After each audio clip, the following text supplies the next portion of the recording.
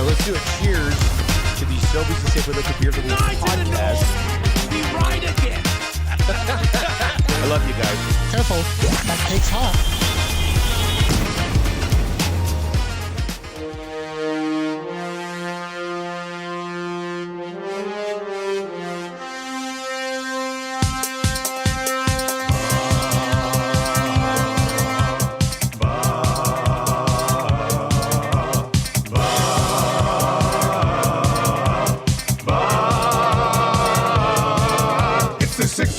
Check-in, come on, let's go. It's the AM Nasty Big Hello. It's not static, AM radio. It's the Play Alberta Nielson Show. Let's go.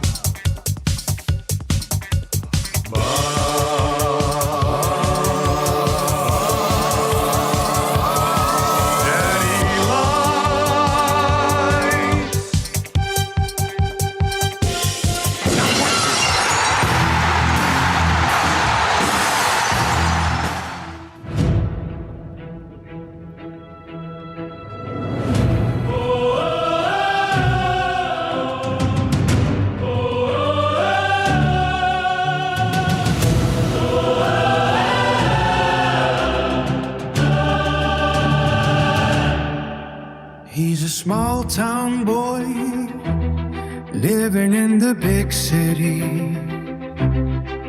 Got something shiny on his wrist, so pretty.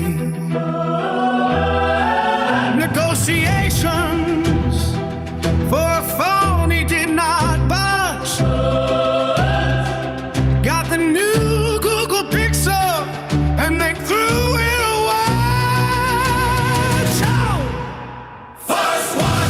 The time on his wrist. First watch, now here's the twist. First watch, you know what's really neat. First watch, it tracks his heartbeat. What time is it? Now he knows. What's the weather?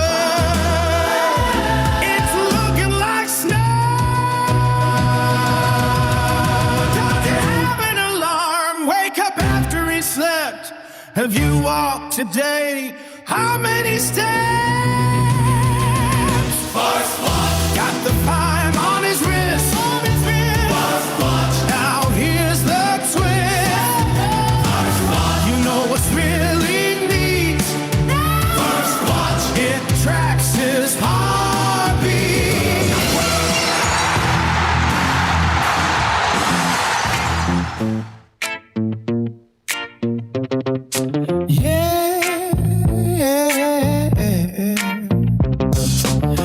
With a dream of doing the splits.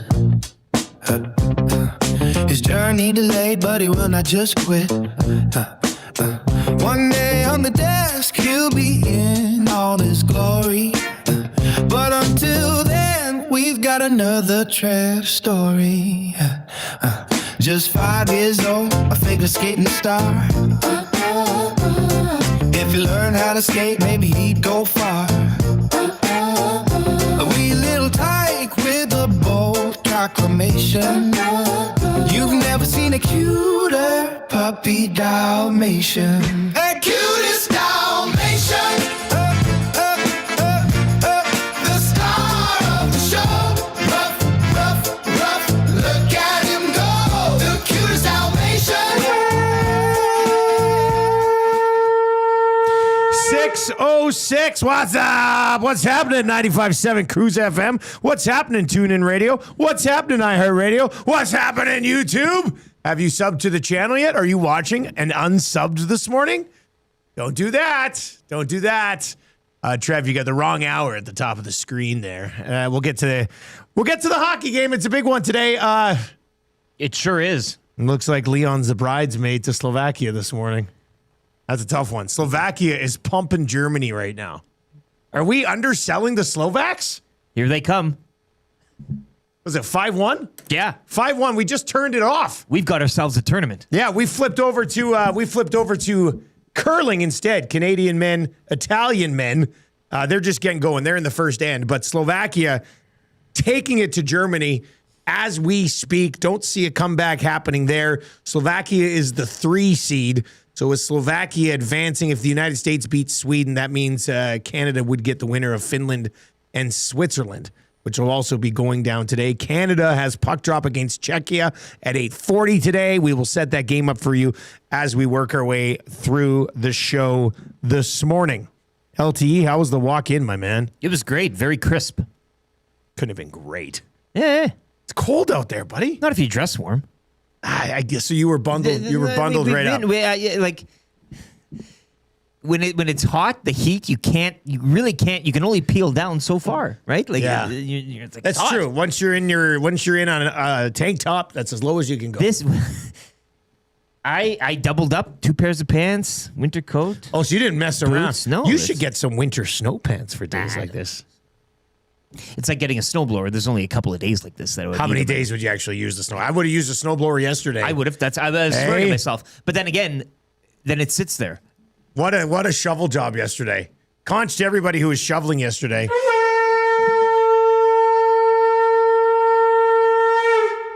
And you didn't do the old, late the night before, early in the morning pre-shovel. Like Oh, it was a you let it full go. day shovel. Yeah. I shoveled when I got home. Tam hadn't done it yet, if you can believe it.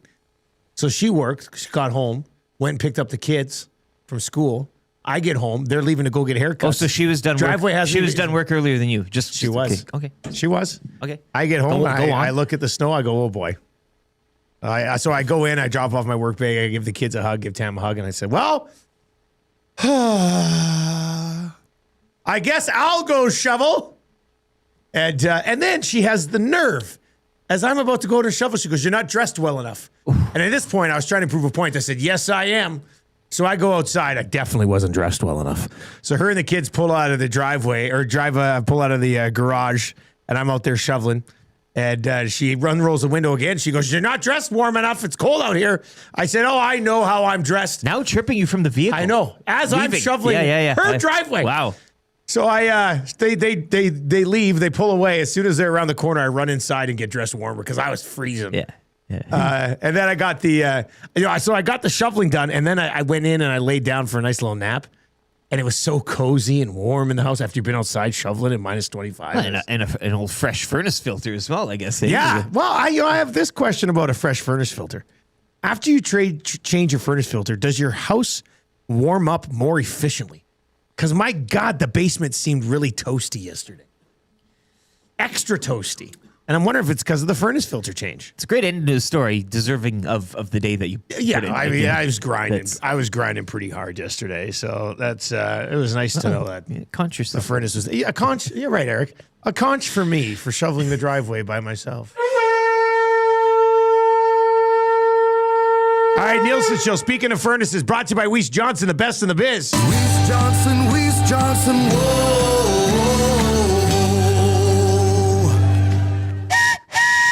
What do you think about that? That's the noise of a train, the sound of a train. Because you can get a new train furnace right now at Weiss Johnson, and you get 15% off any additional mechanical system if you do it at the same time. How sweet is that? Air conditioner, heat pump, hot water tank, garage heater. 15% off plus no interest for how long? How long, you ask? 24 months. It's a pretty sweet deal. Visit weiss-johnson.com today. And you can book an estimate. You can text us anytime. Inbox is moving today. It's good. Text us in the Paris Jewelers inbox, 780-218-9999. Don't pay for 1 year either. Shop in stores, West Edmonton Mall, Kingsway, Londonderry, Sherwood Park Mall, St. Albert Center, or online. Of course, that's their website, parisjewelers.com. They are Canadian. They are family-owned. And one of your text messages will win the Royal Pizza text of the day. Royal Pizza. Canada place today.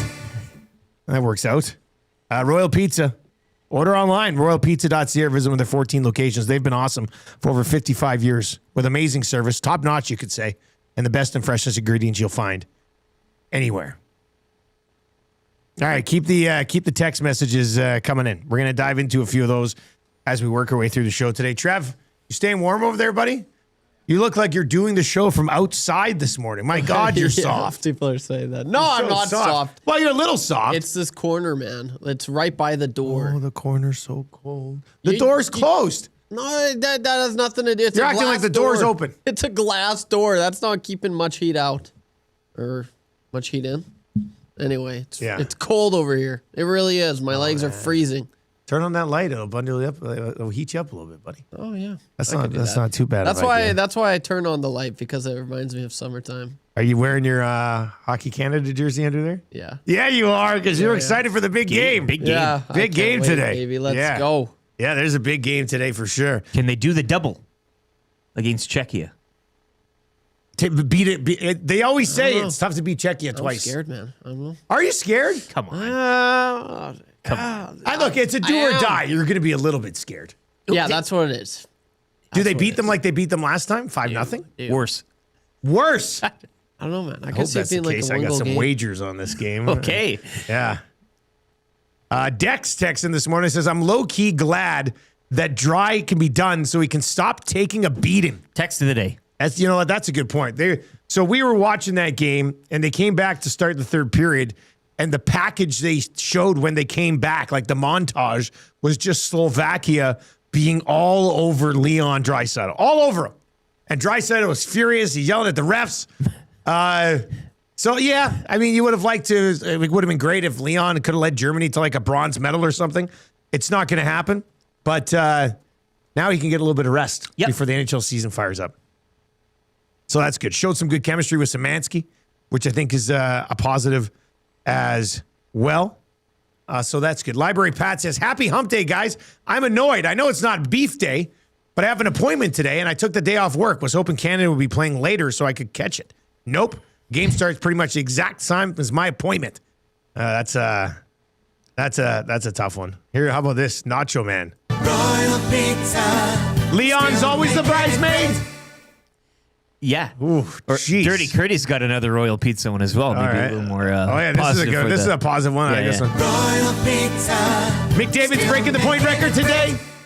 Right? Imagine if he breaks a point record in just 4 games. It's a definite possibility. I can. He needs 3 points to top 2 of the greatest of all time, Teemu Selanne and Saku Koivu. Yeah, but he still won't touch Harry Watson. What was Harry Watson's number? Well, What did that guy have, like 36 points in 5 games or He something went, like that? undrafted, but it was like 37 goals in 5 games. Harry Watson. Wasn't this in 1898, though? Canada 1920 something. Canada's aggregate that tournament was like 132-5 or something like that. So why did Harry Watson not make the show? What was holding Harry Watson back? I mean, he kind of did. Did he? I think. Oh, yeah, I played for the Red Wings. Yeah. I mean, it was a different time. Some time with the Leafs. Oh, as I well. played with the Leafs for a long time. In the 50s. Oh, okay. But he torched, which Olympics did he torch? 1920 something. He's still the top when it comes to, I mean, small sample size, but That's a hell of a tournament. That's a hell of a tournament. Played in Detroit and Toronto and Chicago. Played for half the league in the original 6 era. Library Pat says Germany has scored. Not quite dead yet. Yes, they are. It's Come on. 5-2. Come Stop on. it. What are we Stop doing it. here? You think you're going to come back against the juggernaut that is Slovakia? I don't like those chances. All right, keep the texts flying in. We'll get to a few of those as we work our way through the show today. Big G texted us at 3:40 a.m. giving the heads up on a college coach that kind of melted down. We're going to get to that just after 6:30 today. There's a pretty good clip there. Kind of hilarious, like really funny. So we'll get to that. Here's what we're looking at today, though. Ooh, we've got the keyword for the Cruise Flyaway Ultimate Sports Weekend Editions coming up in 5 minutes. Like when I'm done laying out the show, we'll get right into it. That's a good for the Italian set. Yeah. Early bird gets the keyword. I think this is the second 6 Second o'clock time. hour word. Yeah. Yeah, I love it. 6 o'clockers are loving this right now. That's a good for the Italian Center. We'll go there just after 6:30. Busy second hour. Jamie McClennon is going to join us. He's our GS Construction Hockey Insider. We'll have your Play Alberta Early Bird Bet of the Day. Spoiler alert, it should already be up. Ryan Rishaug texted us yesterday. I was like, can we go on the phone today at 7:30? So we're going to check in with Shoggy around 7:30 today. Then we'll get to free advice for Damon Bunting around 7:45. Kind of easy trivia. 3 questions too many. Lieutenant Eric's weekly rankings of power. A red and white breakfast around 8:30, right before that 8:40 puck drop. We'll have your snow report from Marmot Basin, and we will have the wrap for William Huff. What are your plans today, everybody? What are your plans for this game today? Get into a few more of those Dylan small batch over Yeah, there. those are pretty good. Yeah, we'll get into the draft in a second as well. I'm going to be on location today at Boston Pizza Westmount. Westmount Boston Pizza from 11 until 1 for essentially like a Hockey Canada post-game show on the Lock Shop and the Oil Stream today. So if you want to pop by, Tommy and I will be set up from 11 to 1, Westmount Boston Pizza. We'll go there today as well, which should be a good time. 6 o'clock hour of the show brought to you by Ewell. Ewell, your partner in power.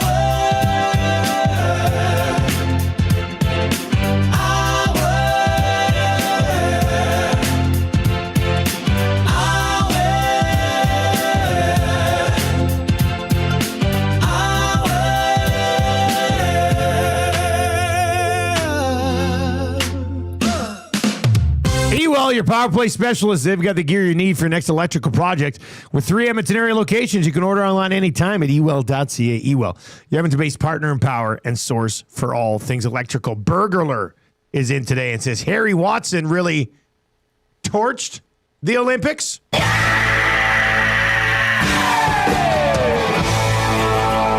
That's pretty good, right? Yeah. That was good. That was good. All right, you want this keyword for the giveaway? Maybe you're a 6 o'clocker and you check out before 6:30 and you don't even know what we're talking about. Well, let me do what we like to call a reset in the biz. I think you'll like this. Cruise FM and MacMe College present the Cruise Flyaway Ultimate Sports Weekend Edition. It's powered by River Cree Resort and Casino, Rocket Out Salon, Smile Haven, and Solera Hot Tubs and Patio. We're going to give you the keyword. And you can find more details on this at 957cruisefm.ca. So if you're one of those big detail people, 957cruisefm.ca. We're going to give you a keyword. You're going to text it to the cruise contest line, and you go into the mix for a trip to Los Angeles from April 9th to April 12th. Round trip flights. You'll get money for accommodations. 2 tickets to see the Dodgers and Rangers on Friday afternoon. 2 tickets to see the Lakers and Suns on Friday night. And then 2 tickets to see Edmonton versus Panarin and the Kings on Saturday afternoon. So you get in on Thursday, a double dip on Friday, a hockey game Saturday afternoon. Then you got Saturday night to do whatever you want in LA, and then you fly home on Sunday. All right, your key word today, you text it to the cruise contest line, which is 780-989-0957. 780-989-0957. The key word today is catch. C-A-T-C-H. Text the word catch to 780-989-0957 as in, I hope I don't catch a cold after shoveling the driveway yesterday. 780-989-0957. The keyword is catch. Best of luck, everybody. Get in the draw. And who knows? Maybe we are calling you and giving you this trip late next month. You could go there and have a catch before the ball game with your a catch with your old man. catch. God, that sounds nice, doesn't it? That sounds really nice. All right, let's dive into your morning announcements here today. Lots to discuss from yesterday.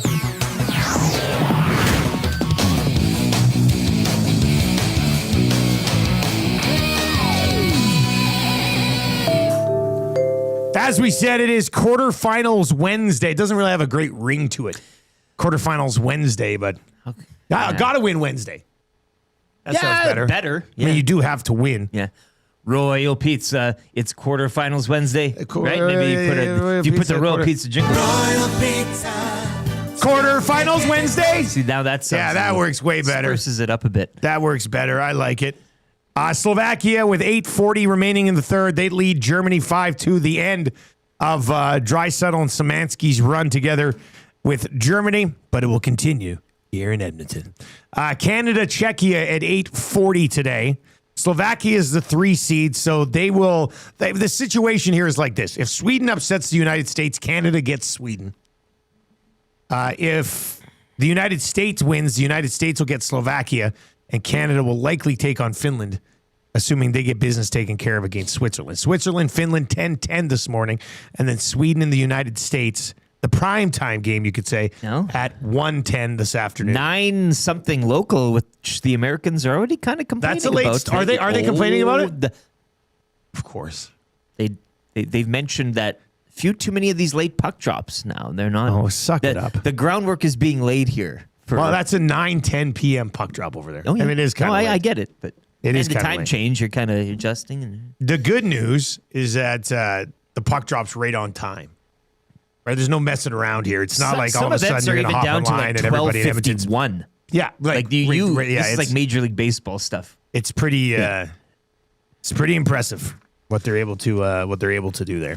And then, of course, tomorrow the Canadian women will take on the United States. Canada, a massive underdog in that one. That game will get going at 11:10 tomorrow morning for a gold medal in women's hockey. Nothing to lose. Free and fancy. No, that's just the thing. Go in there and I'm just hoping they can keep it close.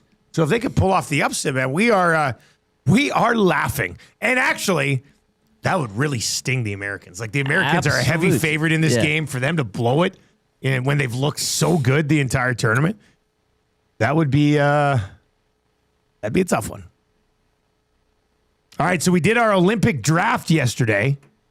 And I guess the big story here, a couple big stories. well, as it is Olympics judging and Well, the commissioning, the and all overall that. commissioning of it. Yeah, I would say, I guess there's three stories coming out of yesterday's draft. One, young Ben Thompson looks like he's going back to back to start his EST draft. he did good work. He did. Yeah, he had the first overall pick. Even Reed yesterday after was like, "Have you guys ever had a draft that had a more clear first overall pick than this one?"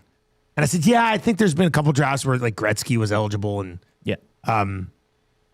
but Benny did well. Got cool runnings. Cool runnings. He got, in my mind, the holy trinity of the golden goal, hockey as a sport, and Ice then hockey cool is what- runnings. I really hope just having ice hockey didn't move the needle that much. I mean, We're not voting in Norway. a lot of these you know, other like- sports we watch only at the Olympics. Well, that's Anyway, it's funny because he took cool runnings in the 8-9 swing. And Reed after was like, I was thinking of taking cool runnings at 2. And I was thinking of taking it in the 4-5 swing, but I thought, an Olympics draft with the 2002 Canadian men's gold medal go further. And then I thought you for sure would take cool runnings at 6 because of your love of John Candy. But cool runnings end up sliding. Now, Reed said he was thinking about taking it at 2. He could have taken it at 7. if we had movie right below Canadian athletes or something You think you higher would up have on done the it? marquee, I would have. Yeah, I it's about the marquee. I don't find sometimes people's eyes go all the way down to the bottom of the page, but Yeah. I went with the athletes. So really. one of the big stories, and if you missed our Olympic draft yesterday, you can find it over on YouTube. You can find it on the Hangout podcast, and you can go check it out. You can listen back to the draft. The drafts, you can go look at the draft board and vote. You don't need to listen or watch the draft to do it, but the drafts are usually relatively entertaining. So story number 1, young Ben Thompson, looking to go back to back here. Looks like he's going to get it done. Story number 2, it doesn't look like any of us are going to get relegated again, which would be, I mean, I guess not that surprising. Reed did say, he goes, you have to have a pretty bad draft to get relegated. Tommy's off the hook. So Gazzola doesn't have to do another draft for He a while. lives to. And then the third story was that Commissioner Quinn Phillips, who we do love. I do love Quinn. I think she's absolutely outstanding as a person. As a commissioner yesterday, thought she kind of lost the plot a little bit. Would you agree? The lights got a little bright. Yeah. The questions got a little, and I think it's fair to say that we should ask. I mean, there's going to be questions. Every draft is going to have certain questions. This one, especially how the categories were laid out. And I just found that the indecisive, like the flip flopping, Yeah. snip snap, like she was. Like the one it- ruling, and it she just said seemed- she's allowing the pick, and then 2 seconds later she says she's not allowing a pick, and then we all discuss it, and then in the end she goes, okay, well, I'm going to allow it. You I was could like, have what's said going on here? something. All you needed to do is say so. She was blown in the breeze. Like you had her like, well, what about this? And then she'd say, well, good point. Maybe that. Yeah. So Well, and then Benny does a pick that's just as questionable as yours was, and she denies his selection. you phone her up right now. You could probably get her to change your ruling this morning. Post draft. You might be able to do that. That's how bad it was. So not Quinn's finest day, but the thing with Quinn is that she doesn't care. She'll bounce back. Well, she's not going to walk out of the room. No. You taking a shot at Iwanek? Well, that's right. That happened. Iwanek yesterday, we were talking about it again. He still brought it up yesterday. He goes, I said, you quit on us. He goes, no, because you said I had to come back with stipulations. Like there was a couple of caveats. I was like, come on, man. Like that's not that's not how I remember it. Quinn slept great last night. Oh yeah, that's She the got a thing. very Quinn doesn't sound matter. sleep. Gazzola said that him and Iwanek were watching the draft together, and Maddie was just ripping her apart. Of course. I should be in there. Anyway, it was fun. It was fun yesterday. I thought all of us did pretty good drafts. Dex texted and says full reinstatement. Yeah. I don't even know how that would go over right now. Here's the problem. if we first of all, I like having Quinn around the building when she's here. She's great. Absolutely. I think she's had some pretty strong performances as commissioner.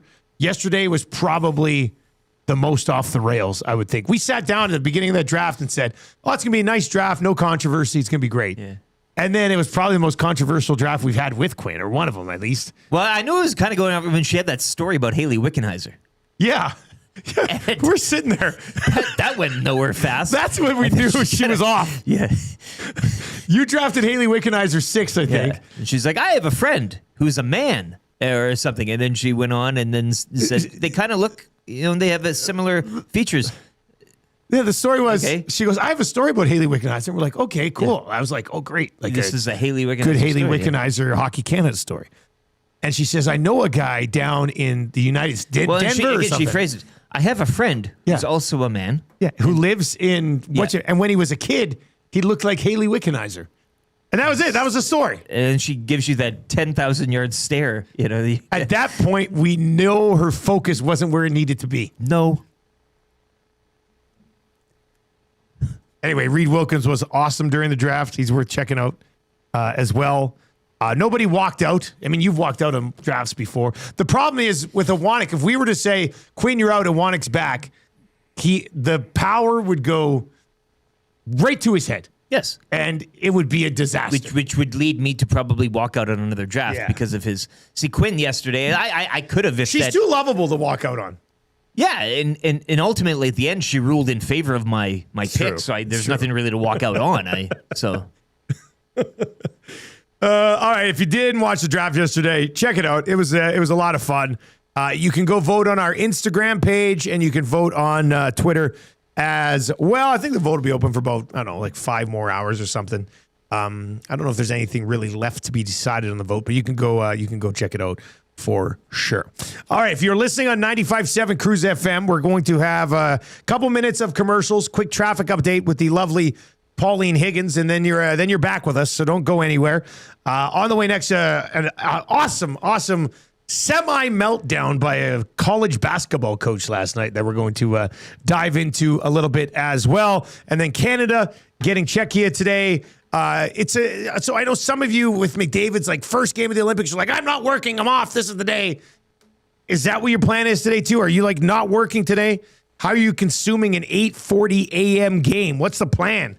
Let us know what you're doing. 780-218-9999. If you are on TuneIn or iHeart right now listening, or if you are watching over on YouTube, we've got a sports update for you with Lieutenant Eric, brought to you by the staff over at Paramount Flooring.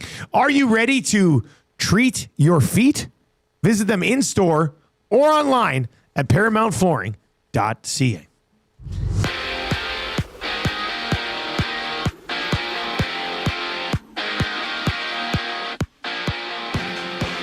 The quarterfinal portion of the men's hockey at the Olympics getting underway earlier today. Slovakia making a final. Almost 6-2 over Germany. Canada, Czechia later this morning at 8:40. The other two quarterfinals will see Switzerland take on Finland and USA and Sweden at 1:10 this afternoon.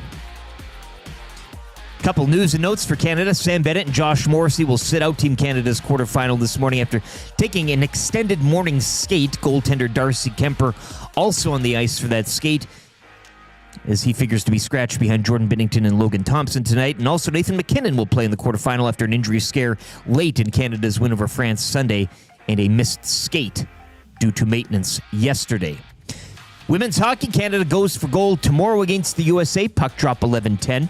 Elsewhere, freestyle skier Marion Thaneau just missing qualifying for the super final in the women's aerials. Mark McMorris, meanwhile, won't be on the podium of the men's snowboard slopestyle. The three-time Olympic bronze medalist fell in his third and final run, putting him out of medal contention. On the Pebble this morning, Brad Jacobs in action. Canadian men's ranked 6-1. They have secured a semifinal spot up against host Italy, who are still playing for their playoff lives. That game scoreless here, just wrapping up the second. Italy with the hammer, looking Canada counting 2, so Italy will look to get one here. Women, meanwhile, Rachel Homan. They'll be in action against Italy 11:05 this morning. Canadian women's rank has won 3 in a row to get to 4-3, with a semifinal spot still a possibility. William D'Angelo, men's short track speed skating 500 meter, that goes at 12:15 today. The Canadian just missed the Olympic podium in his first 2 individual events. Canadian women's short track team 3,000 meter relay final, that goes at 12:51. Moncton skater Courtney Saroux will be looking for her 4th medal of the Olympics in the relay. Canada's medal count remains at 12, 3 gold, 4 silver, and 5 bronze. Sports Update is brought to you by Paramount Flooring. From custom homes to small renovations, Edmonton's top builders and contractors rely on Paramount Flooring. Our in-house team handles everything from selections to completion, keeping projects on track and on time.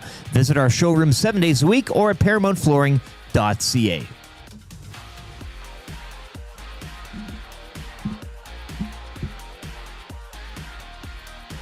Connor McDavid. Let me say yeah.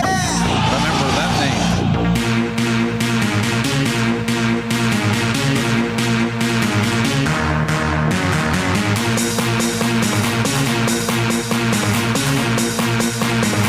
Let me say yeah. Connor McDavid. Connor McDavid. McDavid. Remember that name. Here is Connor McDavid.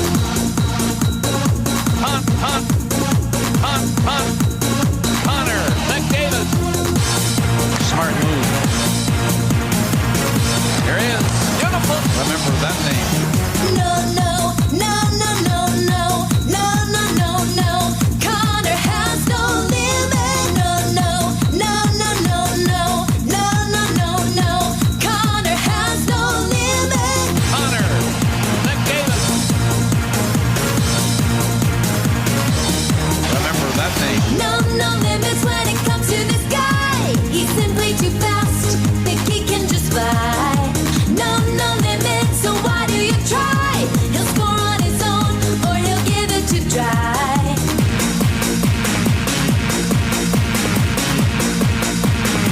Let me say yeah. Connor McDavid. Fans in heaven, cause of 9 to 7. The nation in love from Gibbons to Devon. Looking to pass, eating men on the ass. Second contract, a lot of cash. Tick, take your time. McDavid on your team and you'll be fine. Just open your eyes and you will see it. Oil it for real, cause he has no limit. No. 6:35. No.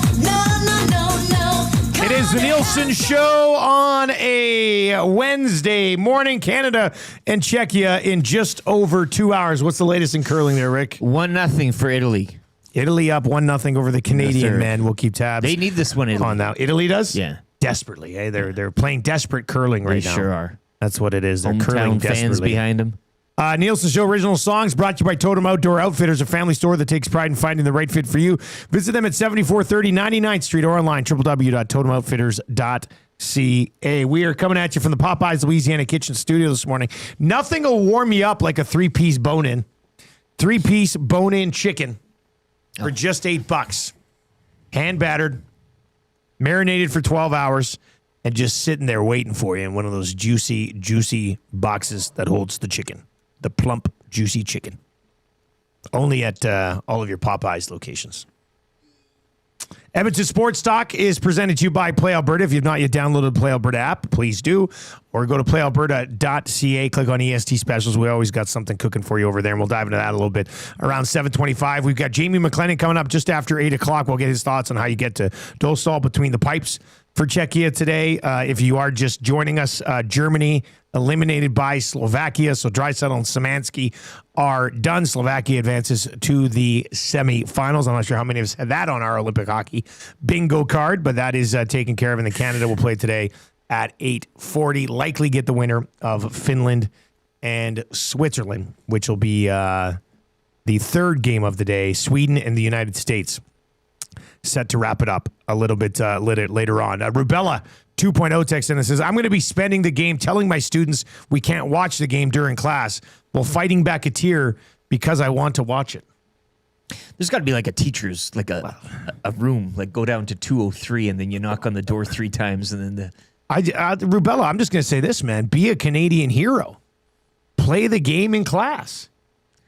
Like there's nothing that could be so important in a class today that you can't skip it to watch the game. Like what February, aren't you getting ready for a break or just coming back from a break or something like this? Probably had yesterday off. You're not. There's no cramming for finals time or. I don't know if Rubella is like a high school teacher or an elementary school teacher or what. But there's nothing that you guys could be doing today that would be more important than watching this hockey game from a school perspective. Sorry, teachers. And I know you've got a curriculum you've got to hit. I get it. Stick to the books, yeah. But stick to the curriculum. I mean, today's a special day. Same thing with Friday. Watch the game with your class. You'll go down a legend. They will tell you. They'll say 10 years from now, 20 years from now, where were you when Canada beat Czechia in the quarterfinal of the 2026 Olympic Games? And they're going to say, Mr. Rubella 2.0, let us watch the game. And I was in class with all my buddies. I still remember the OJ verdict. Yeah, I was actually in school, but you know what we did? Well, we watched the OJ verdict. Our teacher made us run laps in the gym, and then they all gathered around the TV. Well, they watched it in the janitor's room. No, just the teachers. But they kept the kids. You didn't get to watch it? Didn't get to see it. So we're running by the room, and we're all interested. Yeah. So you'd kind of like slow down when you went by the room, but now it's just on the memory thing. That'll stick with you. You can. I was incorrect. We didn't watch it. We listened to the verdict over the radio in the gym. We were sitting there in gym class. I think it was Mrs. McDonald or Mr. Rice. They kind of taught. And all of us kids always thought they were hooking up. But they weren't hooking up. Or maybe they were. I can't remember. Anyway, we were sitting there and we listened to it over the radio in gym class. See, my teacher at the time was Ms. Zarazin. She did hook up with Mr. McIntyre. Really? Oh, yeah. Did they get married? Eventually. Nice. He was the computer teacher. Nerd. Well, it was like porno and stuff back then. There's a few times people walked in on him. Oh, that's not a good look. Not good at all. Yeah, that's not a good look at all. Go outside, nerd. Get out. Go. I ain't got time to be distracted by your worthless chime-ins. Go on. Fair to say Canada-Czechia is like the OJ verdict. Like this is on the same... Like, yeah, pretty much the same one thing. Of those days, right? Canada, Czechia, OJ verdict. Close to the same level. Close to the same level. You'll go down in history. Saskatoon Muncher says, Dusty, is Tammy putting on the game in her classroom? Well, see, she teaches kindergarten. They wouldn't even pay attention to the game anyway. There's got to be a place for her to pop in. Like, kids, I'll be right back. She's got a whole Olympic setup. She's done a whole big Olympic thing with the kids. They did opening ceremonies. They've all got their flags and everything. Podium. Chris in Alabama texts in. Says, Dusty, as a retired teacher of 30 years, I agree. Moments like this don't come around often, and you generally have weeks/months to finish your frameworks and classes. Watch the game. My man. Look at him. Teachers, where are you at today, teachers? I know we got more teachers listening to the show. You've been exposed. Yeah. I know that there's no way something has to be done today. There's no way. Miles from St. Albert on a transit bus texts in and says, got to hit those social study outcomes. Canadian Olympic studies. There you go. You can work it into the, yeah. Look at this one. I remember watching the Jays versus the A's in 1992 in the library. Epic. Yeah. And see, this is something else I'd like to add here, is that the watching of this game is so much more convenient than it was in 1992. In 1992, you had to have a TV probably on wheels plugged into cable somewhere. Yeah. teacher can pull it up on a screen now in the classroom, Sure. and everybody can watch together. Operator Rich says, we watched TV all day on 9/11. 0 school was done. I mean, 9/11 is a completely different monster compared to what we're talking about. But I was in my second day of broadcast school when that happened, and all we did all day was watch it as well. But my teacher was like, this is a really good thing for young broadcasters to watch how they cover this. And I was like, there you go. And I was like, that makes sense to me. Watch the game and then have a little quiz on it afterwards. Boom. There you go. You've done school. Yeah. Like, check. With 4 minutes and 55 seconds left in the second, which Czechia defenseman took a penalty that led to a Connor McDavid power play goal? Yeah.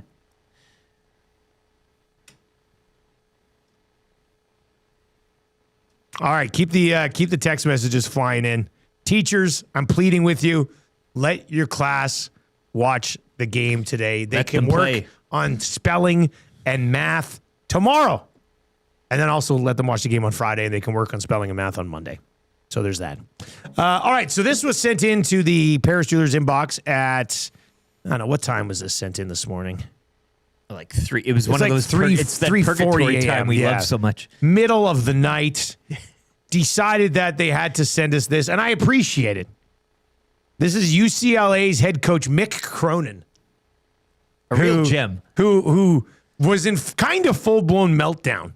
They'd won 5 of 6 going into the weekend, got spanked by the number 1 team in the country, Michigan, and then they were losing big time against Michigan State. He actually ejected one of his own players from the game.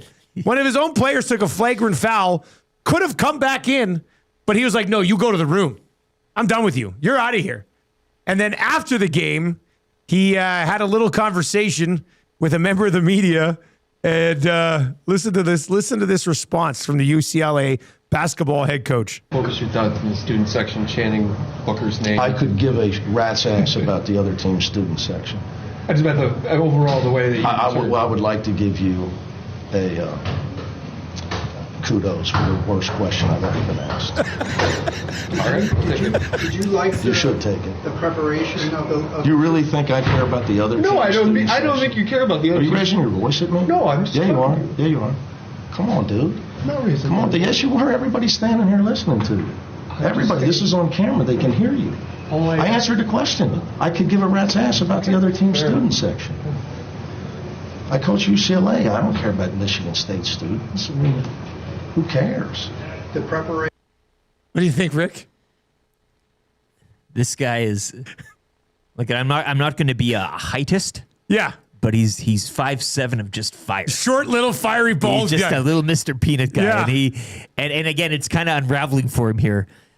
He kicked out his own player after the player committed a foul down 27. Yeah, they're down And 27. It was a guy was attempting a dunk. Yeah, and he ran kind of back. hard fouled him. But he and- hustled. Yeah. You're hustling down 27 and you're kind of kicking him out. So Yeah. but then that just gets the student section on more. Like the state fans there are just losing it on him, and he's losing it on his players, and it's just it's. Well, I would something like else. to give you a kudos for the worst question I've ever been asked. Like that was probably taken a little too far. Yeah, NCAA sports though has provided us with a lot of coach post games, football, basketball, whatever. Yeah, it is. over the years, that's where that's you a good get point. the good stuff. Yeah. Right? Like I don't know if this is a path to text of the day, but you can send us your text for this. Well, I would like to give you a kudos for the worst question I've ever been asked. Here's one for you. This is me when somebody asks if I want a side of vegetables for dinner. Well, I would like to give you a kudos for the worst question I've ever been asked. That's a good one. All right, 780-218-9999. 780-218-9999 if you want to get in that fun game today. Yeah, college basketball doesn't usually disappoint, does it? From a Clips perspective. well, they're more inclined to go off the rails because it's it's. Yeah. I mean, even Gundy for crying, like all that stuff. It's just it's gold. Here's a good one. When someone asks YouTube Trev if he wants to go in the hot tub. Well, I would like to give you a kudos for the worst question I've ever been asked. He's so polite about it. Like he's not raising his voice. He's just, I Well, would like to give you a kudos for the worst question that I've ever He's been holding asked. back. I like the back and forth there with the raising your voice. No, I'm not. Yeah. Get that part again. Yeah, Hey, I like- I like when that. you're raising your voice. No, I'm not. You're on camera. They can hear you. Overall, the way that you I would like to give you a kudos for the worst question I've ever been asked. Did you like You should take it. the preparation of You really think I care about the other No, team I don't. student I don't section? think you care about the other. Are you team. raising your voice at me? No, I'm. Yeah, you are. Yeah, you are. Come on, dude. No reason. Come on. Yes, you were. Everybody's standing here listening to you. I mean, I like how he baited him in. Now he's Yeah, flipped it. he Now flips it's it. the reporter raising his voice at me. It's brilliant. It's brilliant. He drops his snide remark on, hey, this is the worst question I ever asked. Yeah. Then goes back to the guy, and the guy goes, no, I wasn't. Are you raising your voice at me? Like, he goes from initiating to becoming the victim immediately.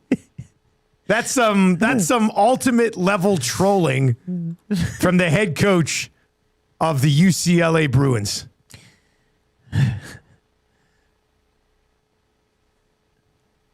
Tony at Boston Pizza asking Eric if he wants to have some shots. Well, I would like to give you a kudos for the worst question I've ever been asked.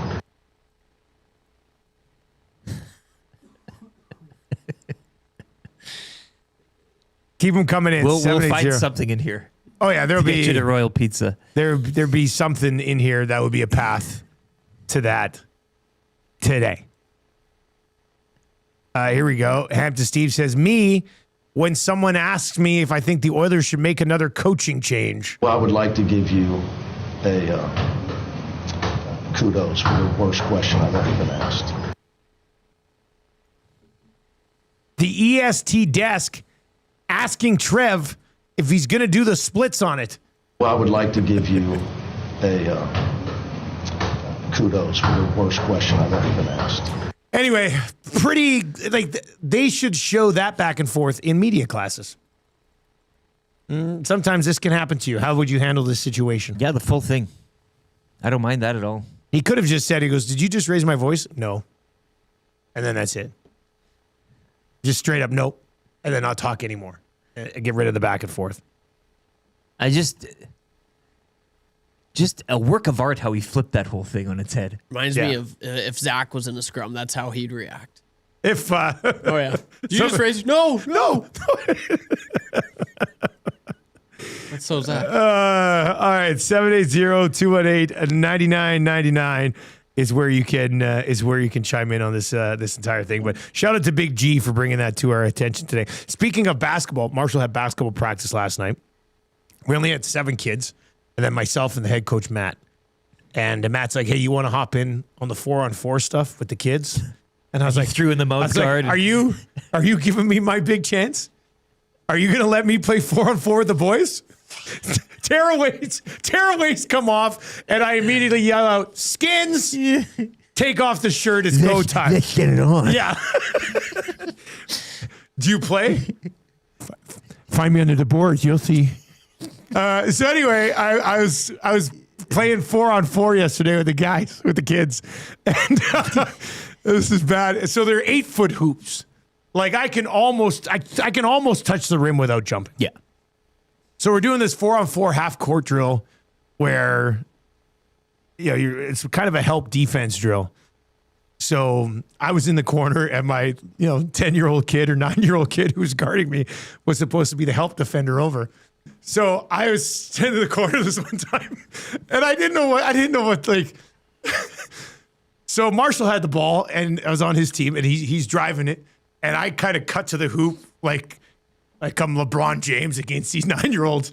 And I didn't point to Marshall to throw up the alley-oop, but he saw me and he sort of threw it up. And I was like, oh, this is my chance to throw down an alley-oop in a game against 9 and 10-year-olds. So it's coming up and I jump up to get it. And then I'm like, in my mind, in the process, mid-jump, I'm not like I'm hanging in the air forever, but I jump up and midway through, I'm like, I probably shouldn't be alley-oop dunking on these kids in a 4-on-4 scrimmage. So I grab the ball at the top, and then I'm like, and I sort of just go to try to lay it in, and I get jammed on the front of the rim, and I miss it entirely.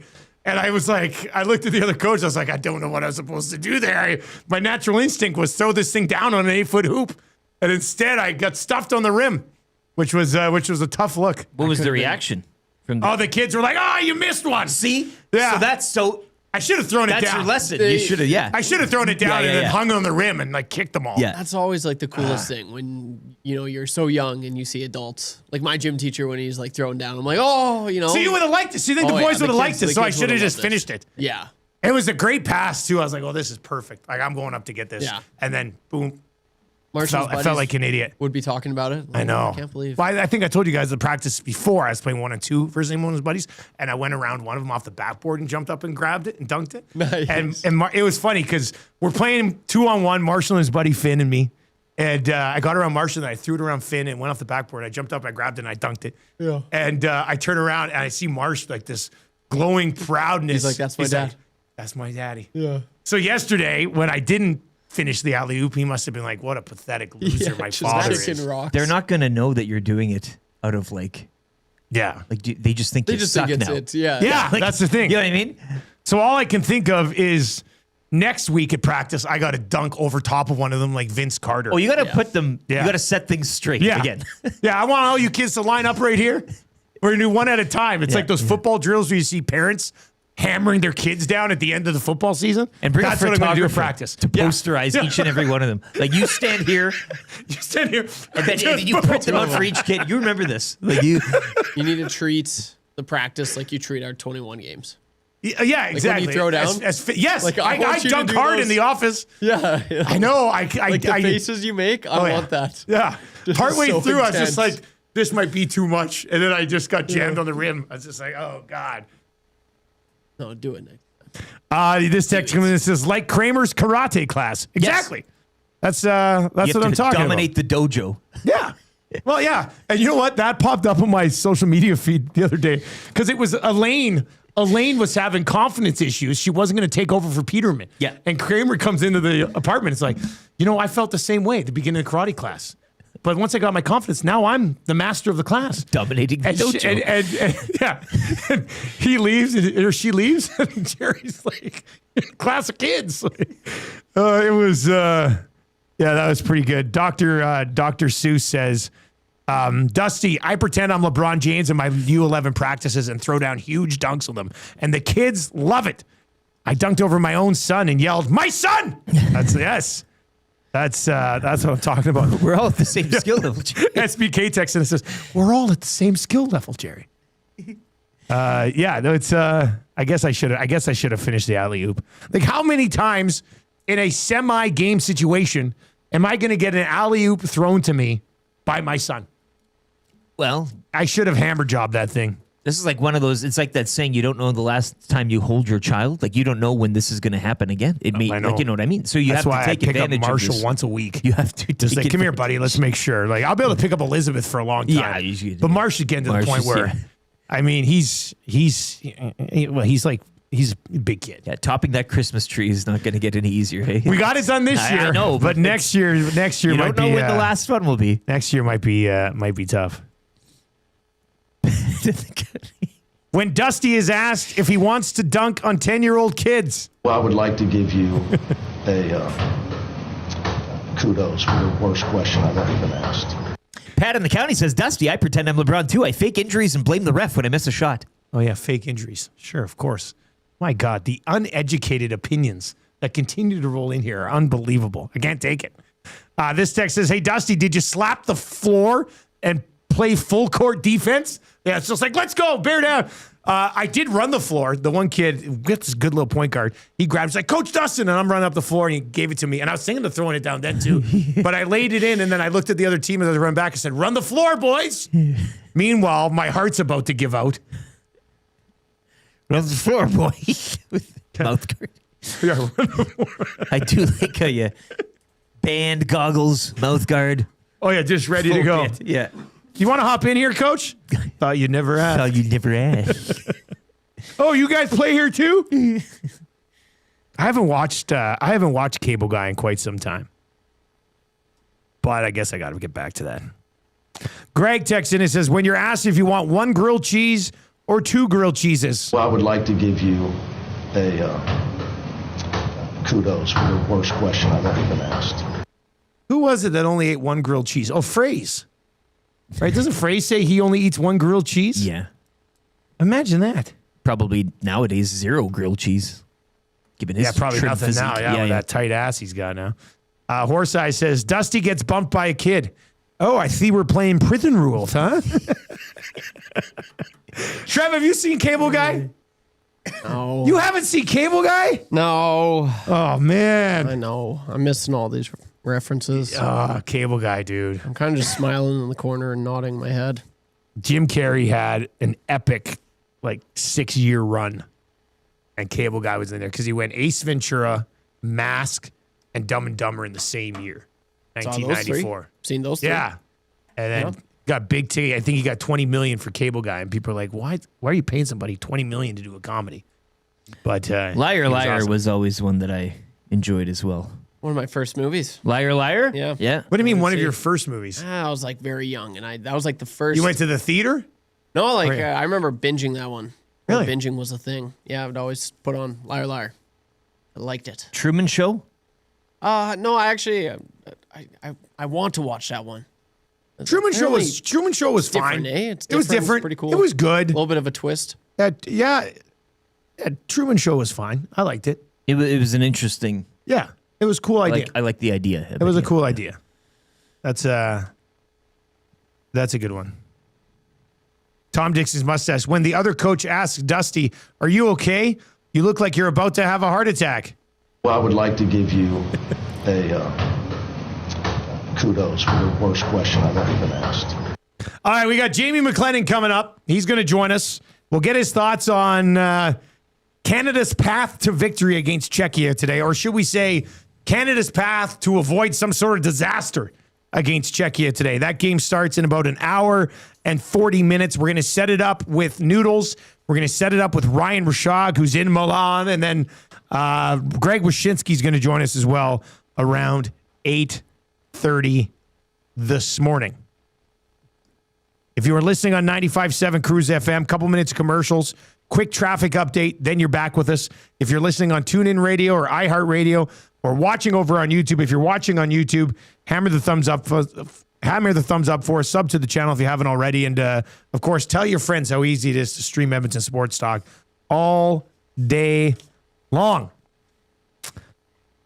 Sports update brought to you by Expedia Cruises. I was just telling Rick, I plan on catching up on a little bit of sleep in Mexico. Does anybody ever go to Mexico to catch up on sleep? Well, I'm planning on it a little bit. There will be times where... If you don't see me out and about, I'm sleeping. Yeah, and that's fair. Yeah.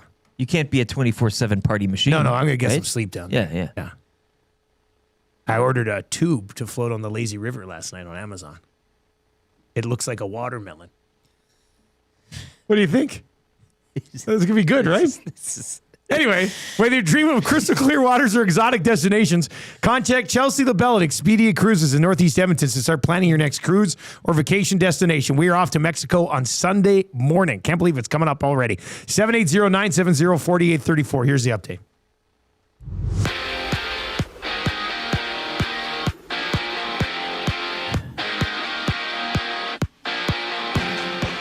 Men's hockey quarterfinal action getting underway earlier today. It was Slovakia skating to a 6-2 victory over Germany. Later this morning at 8:40, it'll be Canada and the Czechs. Sam Bennett and Josh Morrissey will sit out after taking an extended morning skate. Nathan McKinnon appears fine. Good to go in the quarterfinal after an injury scare late in Canada's win over France Sunday. Later on this morning at 10:10, Finland face Switzerland, and at 1:10, the U.S. take on Sweden. Canada's women's hockey team, they'll go for gold tomorrow against the USA. Puck drop 11:10. Elsewhere around the Olympics, freestyle skier Marion Thaneau just missing qualifying for the super final in the women's aerials earlier today. Mark McMorris, meanwhile, won't make the podium of the men's snowboard slopestyle. The three-time Olympic bronze medalist fell in his third and final run, putting him out of medal contention. Over to curling, Brad Jacobs' rink in action right now. They're down 3-0 to Italy in the fourth, Canada holding hammer. They are currently in Skip Stones. The Canadian men's rink enter play 6-1, already having secured a semifinal spot. Rachel Homan, meanwhile, they'll face Italy at 11:05 this morning. The Canadian women's rink have won 3 in a row to get to 4-3. They're still battling for a playoff spot. William D'Angelo, men's short track speed skating 500 meter. That goes at 12:15 later today. The Canadian just missed the podium in his first 2 individual events. And Canadian women's short track team 3,000 meter relay final 12:51 this afternoon. Moncton's Courtney Sarot will be looking for her 4th medal of the Olympics in this relay. Canada sitting at 3 gold, 4 silver, and 5 bronze for a total of 12 medals. Whether you're dreaming of crystal clear waters or exotic destinations, contact Chelsea LaBelle at Expedia Cruises Northeast Edmonton to start planning your next cruise or vacation destination. Call 780-970-4834.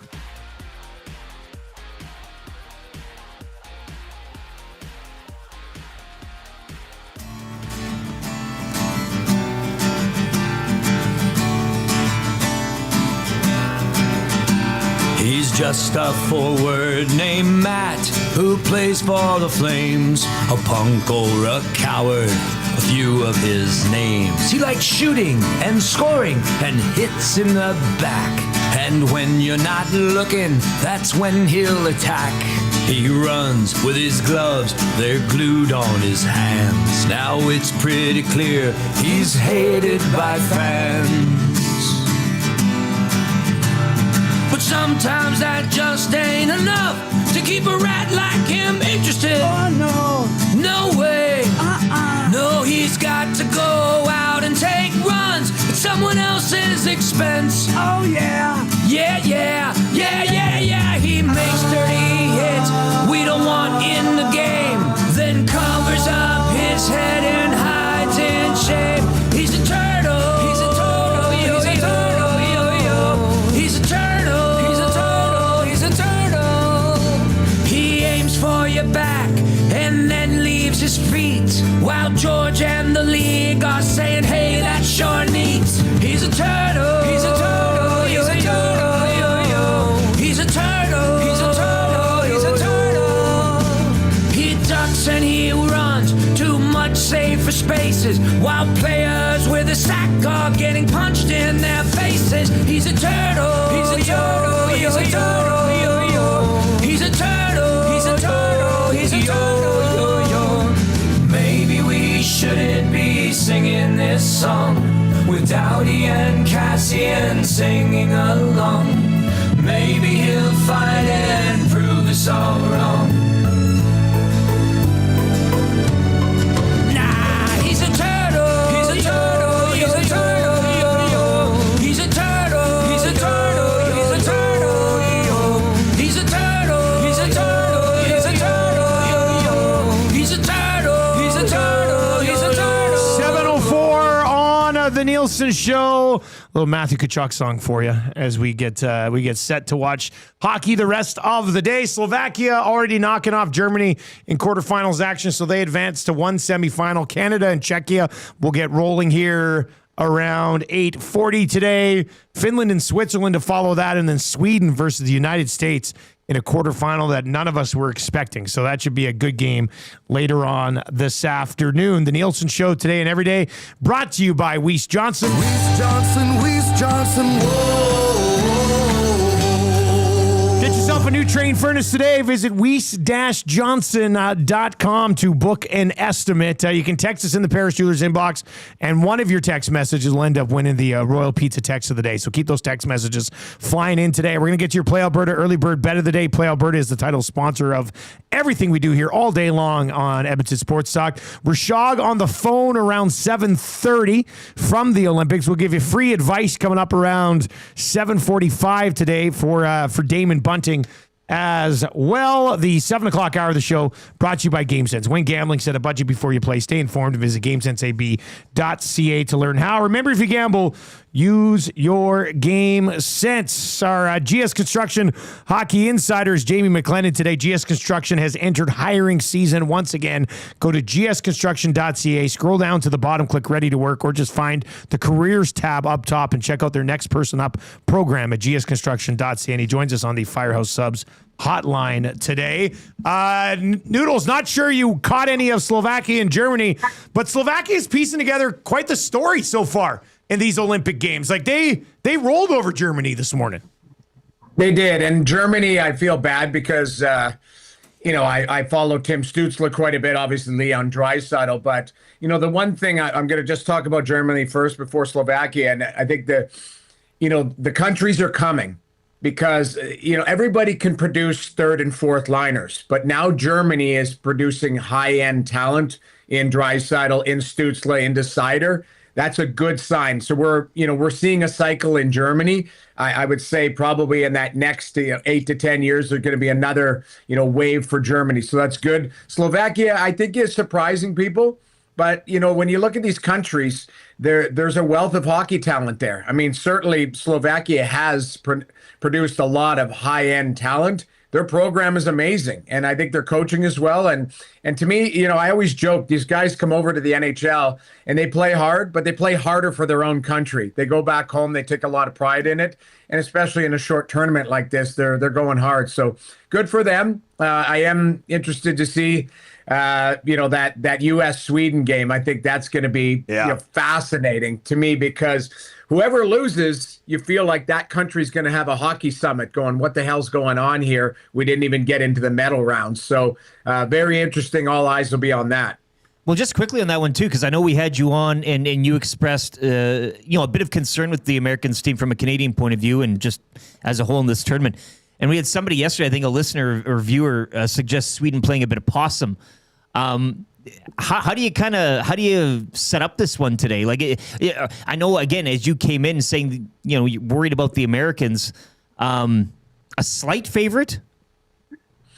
Yeah, I would say I think the Americans are a slight favorite for me, but I'm more concerned about, Sweden's coach thinking he's smarter than everybody. All of a sudden, Rasmus Andersson can't play for the team. I mean, you look at, projected lineup again, whether what they do today or not. But I look at some of the things, or Nico Hischier, looking as a healthy scratch, stuff like that, where you're going, okay, you're not that smart. You've got great players, let them play. And to me, Sweden has great goaltending. We always know a bad game can cost somebody this tournament, including Canada. I don't want to leave Canada out in that. You get a bad goaltending performance, or get into penalty trouble. All of a sudden, you're on the outside looking in. So that's the scariest part in a one-game take-it-all. This isn't a 7-game series where the better team should win. This is a one-game take-it-all. You get a goalie that makes 50 saves, or these awful refs over there, and I still think the reffing is awful. But we've talked the guy with the GoPro on skating around out there trying to be a hero. To me, it always concerns me in a one-game playoff. But I think the U.S. should be favored slightly against Sweden. But I wouldn't sleep on that Sweden team. They got high-end talent as well. Lots to discuss. We're with Jamie McClennon from TSN and Overdrive. Lots to discuss on this Canadian front. I do want to start with, so they get Czechia again. They already played Czechia. We saw them, I think, kind of surprise a lot of us by convincingly beating Czechia, to open this tournament. And we were talking with Craig Button yesterday, and he was talking about, the recipe for an upset from a Czechia perspective. One of those would be a hot goaltender. We know Dostal can be very good at times. So let's just start there. How do you get to this guy early and make sure he's got a long, long night ahead of him? All I can think of is the game that Dostal put up against the Oilers. Was that a couple of years ago where he made like 47 saves, and I think ridiculous. They won. Yeah, it was. That's all. I brought that up yesterday on my show, saying like if they get goalie, I've seen this guy goalie teams. Now he's a really good young goaltender, but.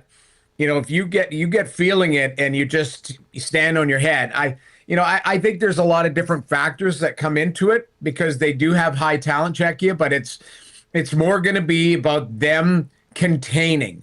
And what I mean by that, McDavid's going to hit the score sheet unless, again, Dostal just puts up a 50 save shutout. But it's more about if McDavid can have a normal, we'll call it night, even though it's an afternoon game or whatever. I don't even know what the hell's going on with the time zone. We'll call it a night for him. 8 hours ahead of us, 6 hours ahead of you, I think. So, yeah. So if he can have a normal, if he can have a normal night instead of a godly night we've seen, now you're starting to contain some of them. Again, I think the wild card is the goaltending head to head. If Bennington, I believe, is it Bennington playing? I haven't seen that confirmed, but if Bennington's playing, he's got to have a good game, because that's the other thing. Your goaltending has been really good, but they haven't had the greatest of competition so far. So, this is now when all the chips are down. To me, if I'm Czechia, I try to hang in and keep it a tight game, and then hope for something good to happen near the end of the game for them. So that's, I think, they're going to be the biggest challenge, is they're going to try and check and check and check, no pun intended, to shut Canada down and slow them down, and then take a look at it and get back into this game, like maybe try and win 3-2 type of thing. And what about John Cooper's point of view? Bennett and Morrissey extended morning skates today, so we kind of know what'll happen there. Nathan McKinnon expected to play. How would you set up against this Czechia team if you're Team Canada? Well, I still think the, quote unquote, third line is the difference maker. I mean, you look at it, you want Nathan McKinnon to be flying around. McDavid's been on another planet. Celebrini is really, I don't even think it's a coming out for him, but people who've watched San Jose, they know how good this kid is. I think it's the rest of the world that's going, man, I didn't, if you're out east in Toronto, not a lot of people pay attention to a 10:47 Eastern time puck drop, right? So Celebrini's good. You don't know, you didn't realize he's that good. But to me, I still think it comes down to that Crosby line.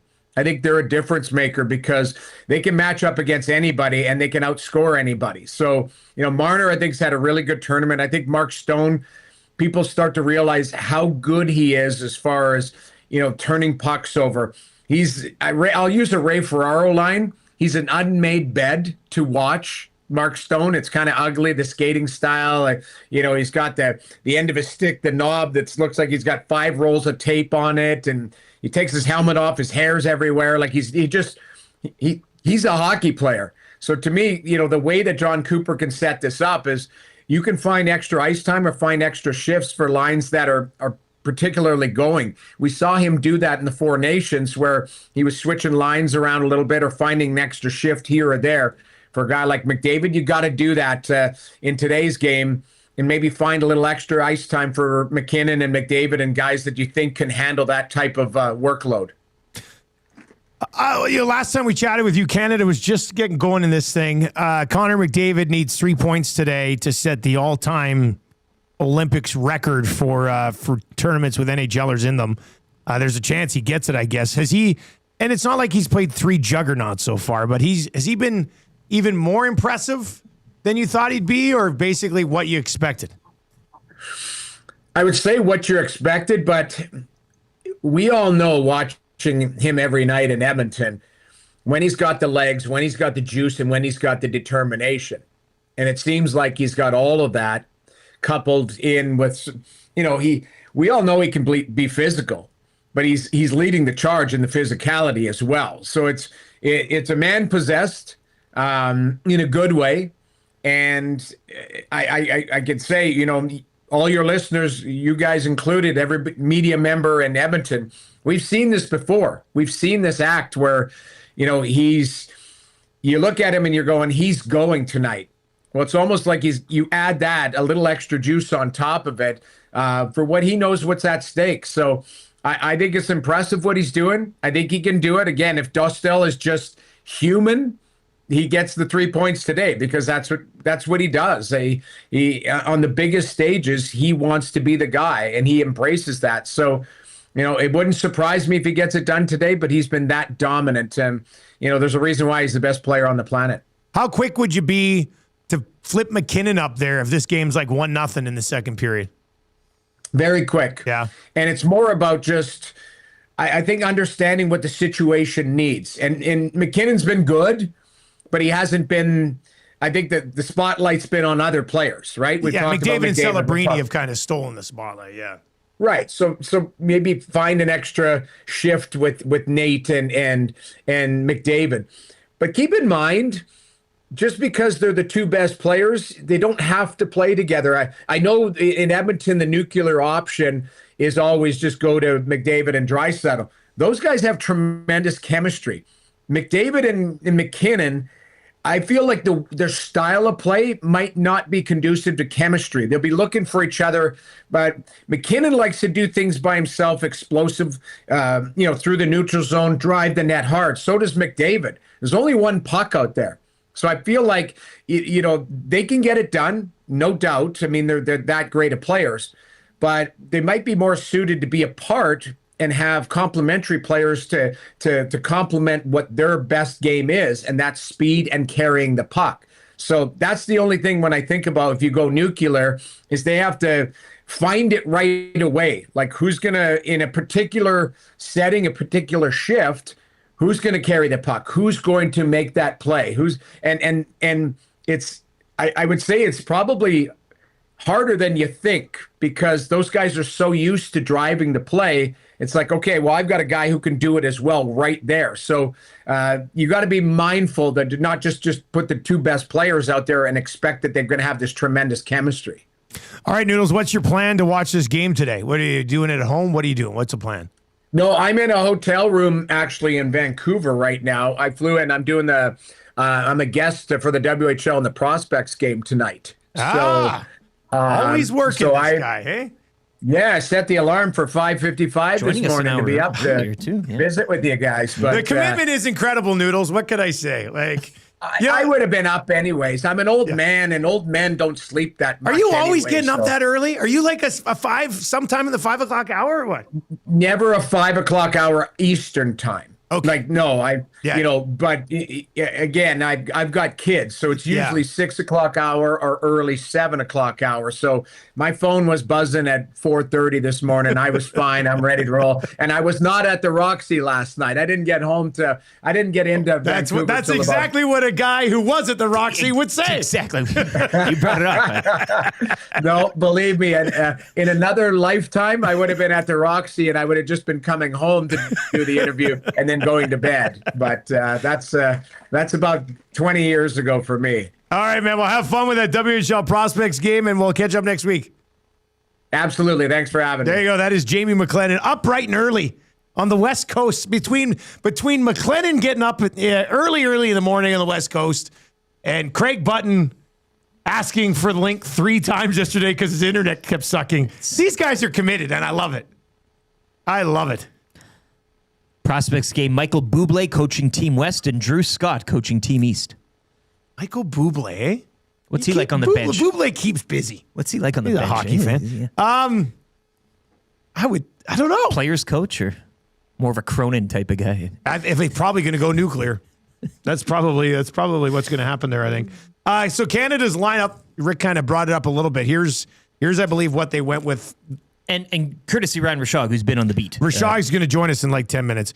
So Rishaug, what did he say? He said...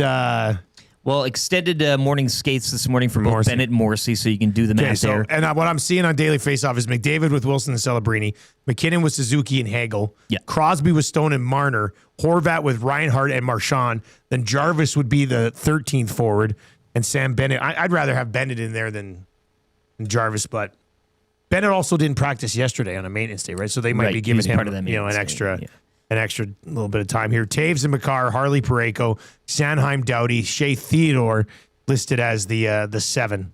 And then Josh Morrissey, who we'll get into with Rishaug a little bit because Rishaug, I think, said yesterday that Morrissey looked pretty good buzzing around out there. So might just be saving him for some semifinal action as they go head-to-head with Czechia today. That game will start in about an hour and 20 minutes. 780-218-9999 is where you can chime in. This is a good one from Burglar. When YouTube Trev asks Craig Button if he wants another link. Well, I would like to give you a kudos for the worst question I've ever been asked. That might be my favorite one so far. That's pretty good. I'd like to give you a kudos. Colin the Amishman also had that one. A lot of people are thinking they're kind of thinking along those same lines, yeah. No, it was good. So awesome that Noodles was able to join us first thing this morning. Ryan Rishaug's going to hop on the phone here in about 10 minutes' time, and we'll get his thoughts on this game and McDavid's performance so far. And then Greg Wyshynski will join us. We'll get Wyshynski's thoughts on the United States having to face Sweden in a quarterfinal. Like, that is not ideal. Can you imagine what we would be puck drop saying as well in Italy? The 9, 10 p.m. Sullivan's mentioned it. Do you know what that is? East Coast time? So we'll get into that with Wyshynski when he joins us around 8:30 this morning. You know what I was thinking about with Celebrini? Now, I mean, McDavid and McKinnon are having phenomenal seasons, but I thought Noodles made an interesting point that this isn't like, so what Celebrini got? 4 goals and 2 assists so far in this term. He's got 6 points. I think it's 4 and 2. And yeah, it's not really a coming out party because he's been outstanding so far. But does this put him in a national spotlight that will have more people paying attention to him and help his Hart Trophy case? Right? So let's say he drags San Jose into the playoffs, is 3rd in the league in scoring, has 40 goals and 100 and some points, and nobody else on his team has more than 45 points. And you remember him, oh yeah, he was also incredible at the Olympics as well, and now I'm going to start watching more Celebrini. Like, I think it sort of low-key helps his Hart Trophy chances. It'll help, but again, talking MVP as opposed to MOP, look at the value that he provides that Sharks team, and we've talked about it since the Oilers have played them, once or twice there. You look at his point total compared to the rest of that roster. Where are the Sharks without him on that team? And to me, that's value calculation right there. So I think the value, as Noodles points out, not everybody's watching Sharks on the East Coast, but this does put him on a higher pedestal to see the value that he provides. What say you? 780-218-9999. Minnie Cooper texts in and says, is anyone going to point out that Dusty's repping Czechia colors today? Not good. Well, not really. It's not Czechia I don't colors. think you're getting the full color scheme off there. Yeah. It's a little darker on the view. But this is essentially an Oilers hoodie. It's orange, blue, and white. Yeah, it's orange. So it's orange and blue. Orange is, This is not Czechia not colors. one of the Olympic rings. Does it look red for people watching on YouTube? It's clearly orange. Screen, it's clearly orange. It is. Yeah, it's clearly orange. You're wrong. Also, whatever I wear does not matter when it comes to this. Oh, no, it has a direct effect on the outcomes of the events. Italy and Canada, 6th then. They are tied at 3. Italy has the hammer right now. We will keep you up to date on that one. Let's dive into your Play Alberta early bird bet of the day. Then we'll get a little bit early. We've got a couple of plays up. Play Alberta, title sponsor of everything we do here at Edmonton Sports Talk. Download the Play Alberta app today or go to playalberta.ca. Jay's play of the day from yesterday, Canada -2.5. So Canada will have to win by 3. McDavid 2 points, Makar with a point, and Celebrini with a point. That's plus 215. And then I threw this one up earlier today. You've got just an hour and 15 minutes to get in on these. The early bird bet today is Canada to win by 2 goals or more. So we don't need them to win by 3, just 2. Connor McDavid 2 points. Cale Makar 2 points. And Celebrini to score again.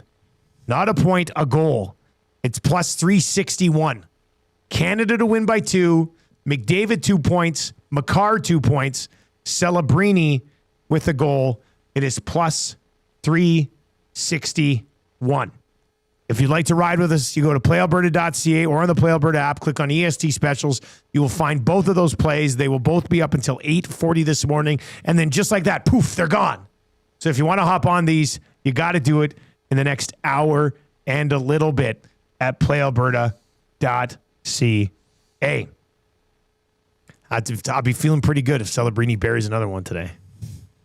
And I'm also on Jay's play of the day too. I mean, I'm a big time sprinkler, and we're gonna touch them all. With that being said, have a budget before you play. Use your game sense. Sometimes it can be a little overwhelming, but not if you set a budget before you play. Stay informed. Visit GameSenseAB.ca to learn how. Remember, if you gamble, use your game senses. Minnie Cooper texts in, well, beep. Looks red on my phone. I just got cooked by you guys in front of my wife. Oh, no! And now she thinks you're a huge, pathetic loser. That sucks. With that being said, understandable mistake. Yeah, understandable mistake. To wife of Minnie Cooper. Minnie Cooper's still a cool dude. Yeah. It's just the tint If you're listening on 95.7, we've got a couple minutes of commercials, quick traffic update, then you're back with us. If you're on TuneIn or iHeart or over on YouTube today, sports update coming your way right now with Lieutenant Eric. It is brought to you by the great staff at Park Mazda and dealer principal Mitch Lewicki, who's only wearing a Canada jersey today. Nothing else. Extra large. Visit them at 983 First Street in Sherwood Park.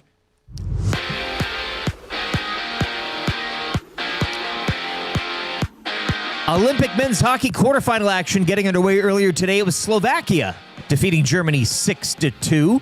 Canada will face Czechia 8:40 this morning. Sam Bennett and Josh Morrissey will sit after taking an extended morning skate. Nathan McKinnon appears good to go after a late injury scare in Canada's win over France Sunday. Elsewhere today, 10:10, Switzerland take on Finland, and the USA battles Sweden at 1:10. Canada's women's hockey team goes for gold tomorrow against the USA. Puck drop 11:10. Brad Jacobs Rink in action right now. They're in the sixth end, tied at 3. Italy has the hammer. Canadian men sitting at 6-1. They've already secured a playoff spot. Rachel Homan, meanwhile, she'll take on Italy at 11:05 this morning. The Canadian women's rink have won 3 in a row to get to 4-3, but are still battling to lock down a playoff spot. William Dangeneau, men's short track speed skating 500 meter. That goes later on this afternoon. Canadian just missed the Olympic podium in his first 2 individual events. And Canadian women's short track team, they will take part in the 3,000 meter relay final at 12:51. Canada's medal count, 3 gold, 4 silver, and 5 bronze for a total of 12. Sports update brought to you by the great staff at Park Mazda and dealer principal Mitch Lewicki, where he's wearing a Canadian jersey and a pair of socks.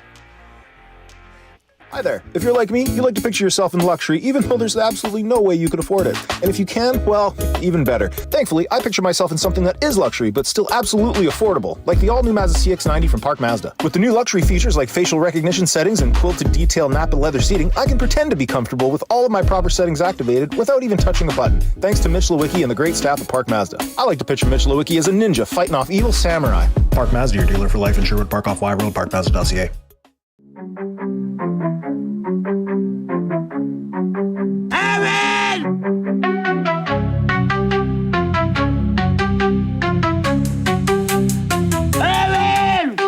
Owen's mama, she's a baddie. Claim he didn't have a cousin Patty. He tried so hard, but couldn't get a pass. Stay away from me, you horse's ass. She's the mama, a real pain. Gonna throw her from the train. Chap, Owen, come on. She's the mama, a real pain. Gonna throw her from the train. Chap, Owen, come on.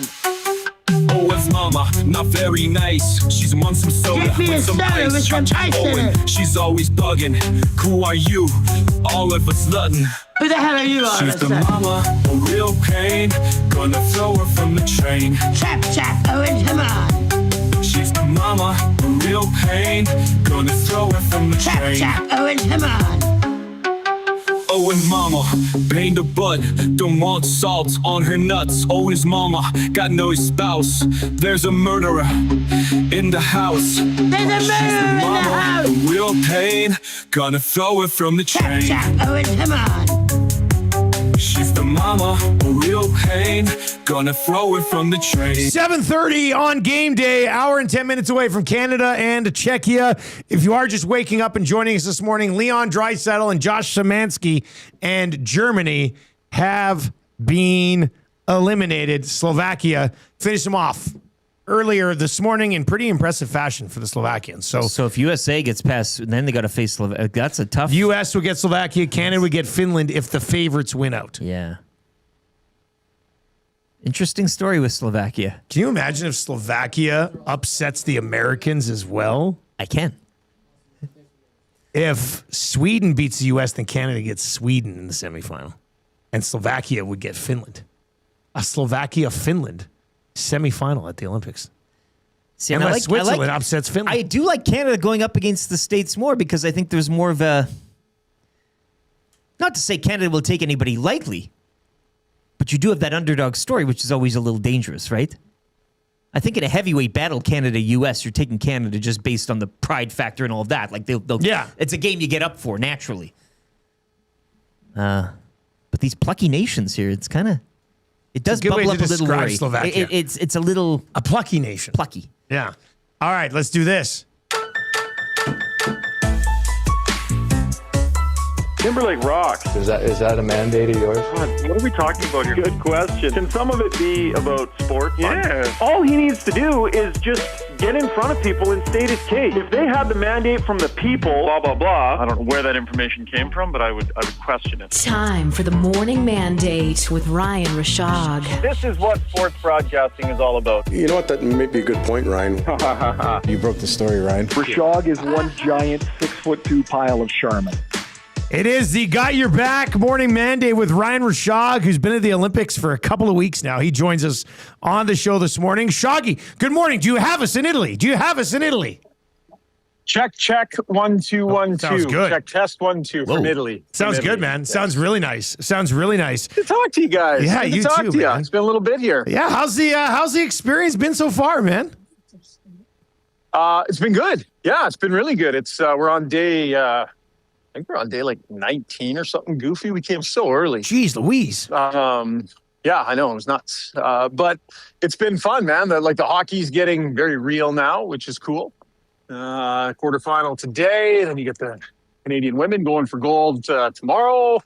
And then semis and beyond. Like, it's good. It's now it's just covering a hockey tournament. The first 10, 12 days before the players were kind of there and up and running and stuff, it was, getting to tour around a little bit and see the place. But it's been pretty dialed in the last week and a little bit here, just watching tons of hockey. Just before we get to the main course, have you had a little time, like sampling some local food and visiting the shops and whatnot? Like, have you had some time off the beat, I guess? You bet. Yep. It's like a 10-minute walk to the train station from our hotel. And then you hop onto the subway, and it is 9 stops, and you walk out to the Duomo. You just walk up this set of steps. And I'm sure you guys have seen, pictures and such and videos. Lots of people over here. The Duomo is right there, which is phenomenal. Like, it's unbelievable. And then this is the shopping mecca of the universe. So pretty much anywhere, any direction you look, it's like Prada, Chanel, a bunch of other stuff. I can't remember. Just names you reckon, like super high profile stores. And the Lululemon here was it was massive. It was the biggest Lululemon I've ever seen. And nothing fit me. I either had to accept being a double XL or just walk out of there in shame. I just walked out of there in shame. But no, it's been great. Ryan Rishaug with us on the phone this morning. Quickly, Leon Draisaitl eliminated by Slovakia, and Slovakia was absolutely all over him in that hockey game. Yeah. My goodness. Yeah, it looked frustrating. I mean, he's played so much hockey. That was the problem with you. You got to play that qualifier, and you jam yourself up in back-to-back days. So then they're playing their second game in as many days. He's playing like 23, 24, 25 hard minutes, and he was not happy. Mark Masters was down in the mix zone waiting to do an interview, and Leon just blew right through there. He was only doing German. Mark was like, maybe you should have been there. And I said, it wouldn't have mattered, Mark. It would not have mattered. Celeste could have been down there, and Leon would have blown through that mix. You know what I mean? No time for anybody. Yeah.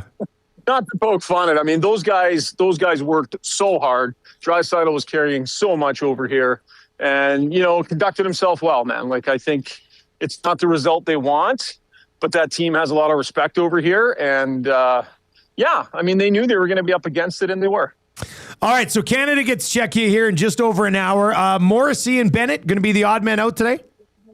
Yeah, it looks like it. So I went down to their scratches skate this morning, and I was kind of thinking I'd see like Sanheim and Jarvis and out walk Sam Bennett and Josh Morrissey. And so they skated around, and I thought, well, maybe they're just kind of warming things up and testing things out. But it's weird, though, because the puck drops at 4:30 here, and that ice time was at 10 o'clock. So are you really going to go for a morning skate at 10 o'clock when your game's at 4:30? Like, it's just so abnormal.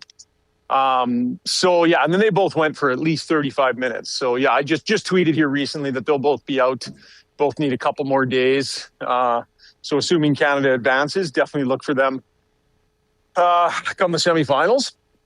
And so, yeah, but I think they're pretty happy with. I think they like Doughty and Harley together. I think they like the looks of that. They have confidence in that.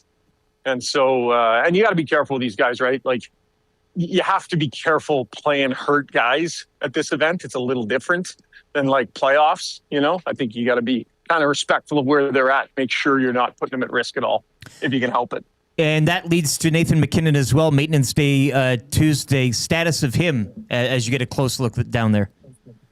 Yeah, I mean, he wasn't on the ice this morning. Didn't skate yesterday either, but I was watching our coverage there, and I saw him walking in with the rest of the team. I fully expect him to play today. I fully expect him to be back on the line with Hagel and Suzuki, for them to kind of hit the reset button on that and give that a go again. I don't know for sure, but that's what my gut tells me. I don't know. What have you guys thought of McKinnon at this thing? I think he's been okay. Like, it's not like he's got 2 points. Like, he's been producing, but he's just been. I mean, McDavid and Celebrini, and even Crosby to a little bit of a lesser extent, have just been. He can be okay. Has been so good that, I think you're kind of expecting McKinnon to stay on a level closer to McDavid, and he hasn't. I mean, you've had a little bit of a closer look at it. Like, we were talking with Noodles like 20 minutes ago, being like, what's the leash have to be on this hockey game? Like, if it's 1-0 in the second period, is McKinnon back up with McDavid? Like, how do you think they handle that? And, I mean, has he seemed slightly off to you? Yes, he's definitely seemed off. Like, we haven't seen like the ferocity with which Nate McKinnon plays the game in Colorado. That incredibly powerful attacking, almost like he's skating downhill. We haven't seen a lot of those moments. Like, think about that. How many times have you really seen him? Yeah, wind it up. Just use that ferocious speed and attack. We're not really seeing that. We're not seeing signature Nate McKinnon style moments. And I think it's been frustrating for him. Like, I think it was frustrating for him early in the tournament.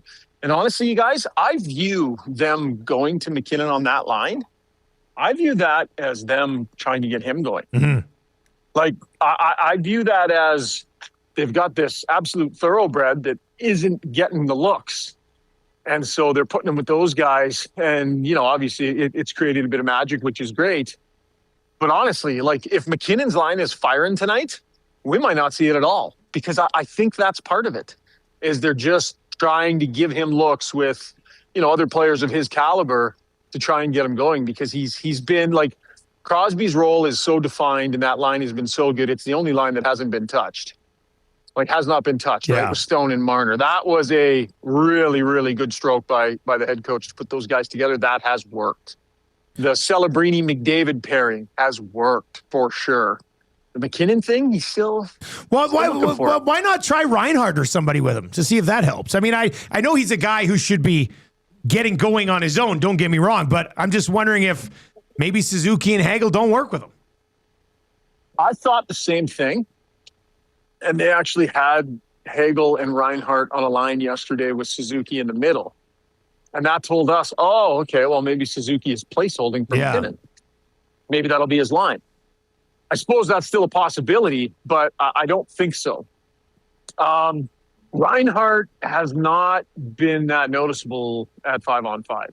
Like, he's, and I know he's a good defensive forward. There's subtleties in his game. And I don't think he's been bad, but he hasn't been, top tier Sam Reinhart over here so far. So I don't know if that's the answer. And it'll also be interesting to see how they use Brad Marchand today. Who will get back in the lineup. And, the first practice after they got here, Marchand was skating with McKinnon. Mm-hmm. And we were all sort of joking with him about, keeping up, which he said, I can't. He just knew he couldn't. But I mean, like, I just feel like McKinnon needs, he needs his Wilson. He needs his somebody to go get it and grind and dig and all that kind of thing. So, yeah, it'll be interesting to see what they try and what they experiment with their lines tonight, or how much they just sort of sit tight. Binnington's net the rest of the way, man, or what? I would think so. Yeah, probably. I mean, I think, like, okay. Here's the thing.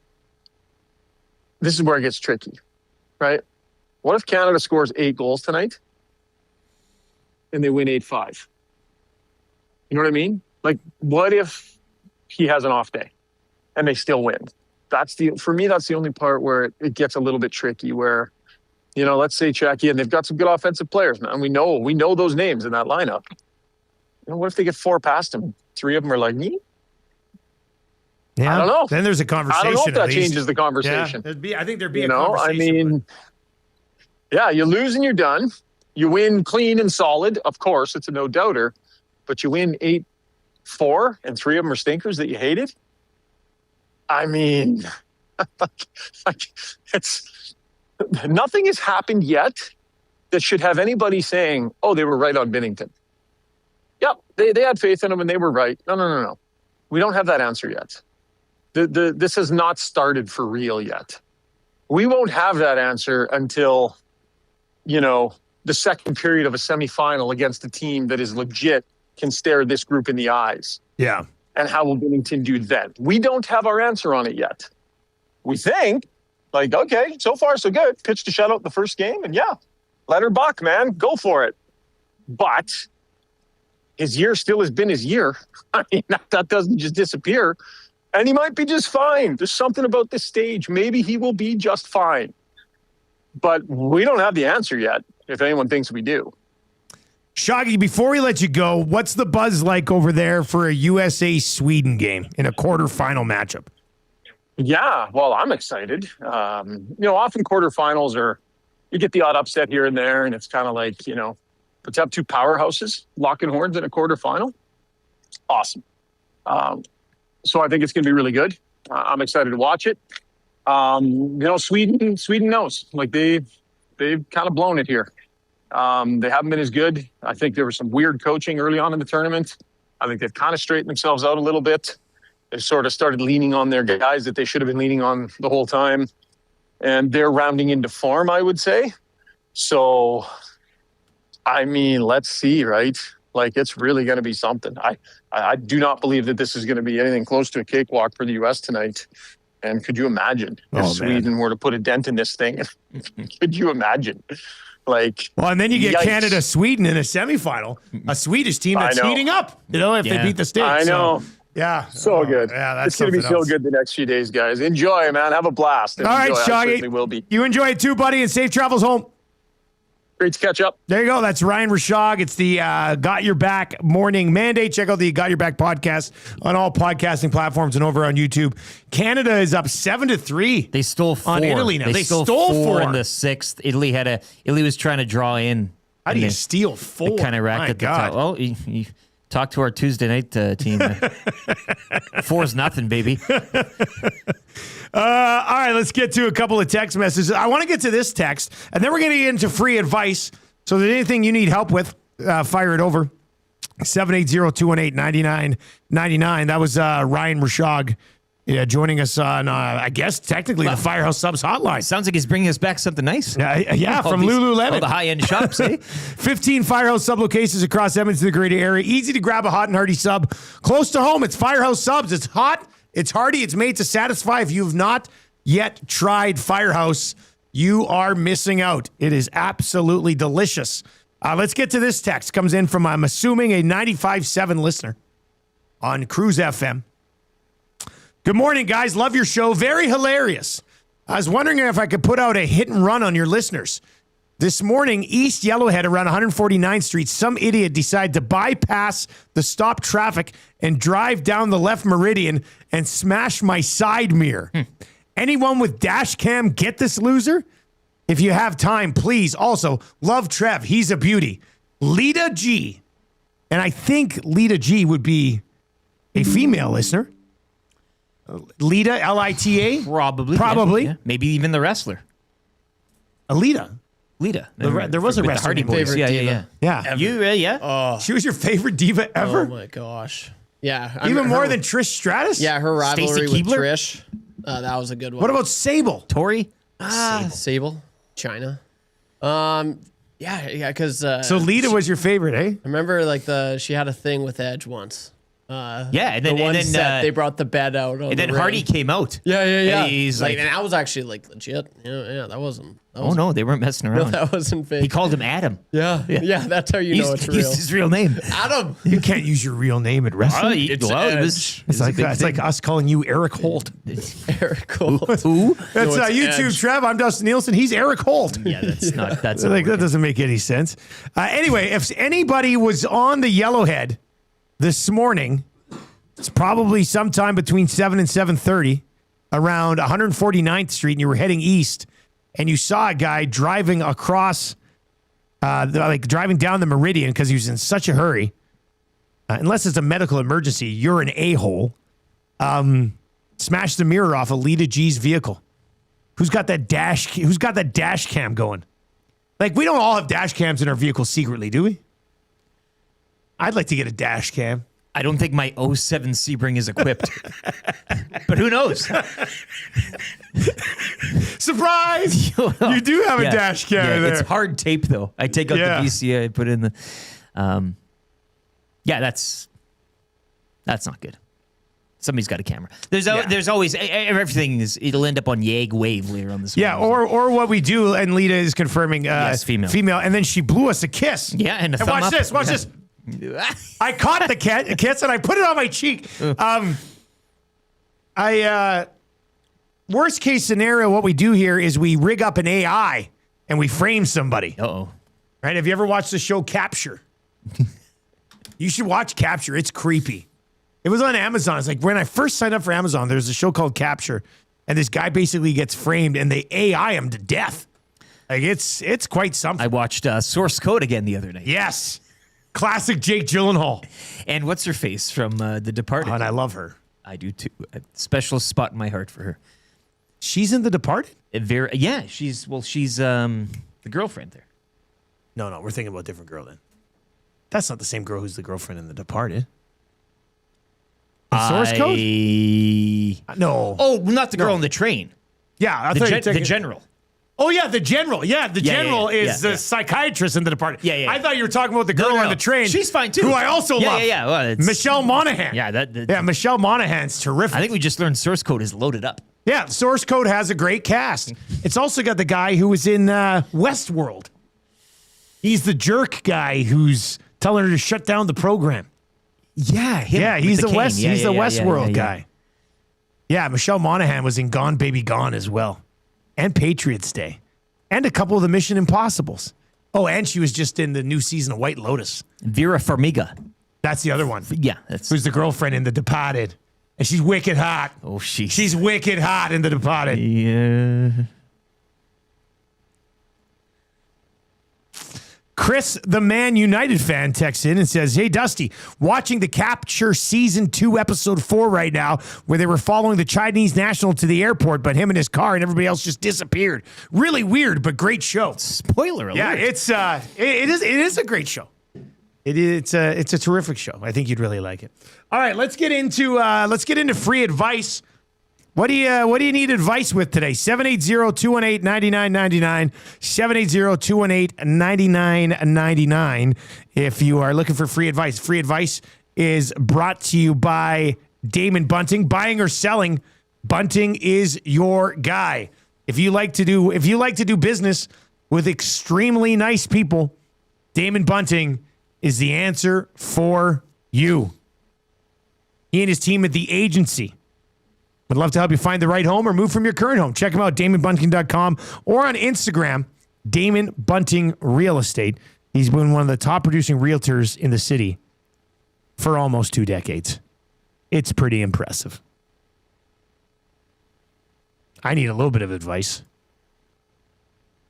And if you need it to yourself. No, yeah, well, I need advice from you guys or also listeners.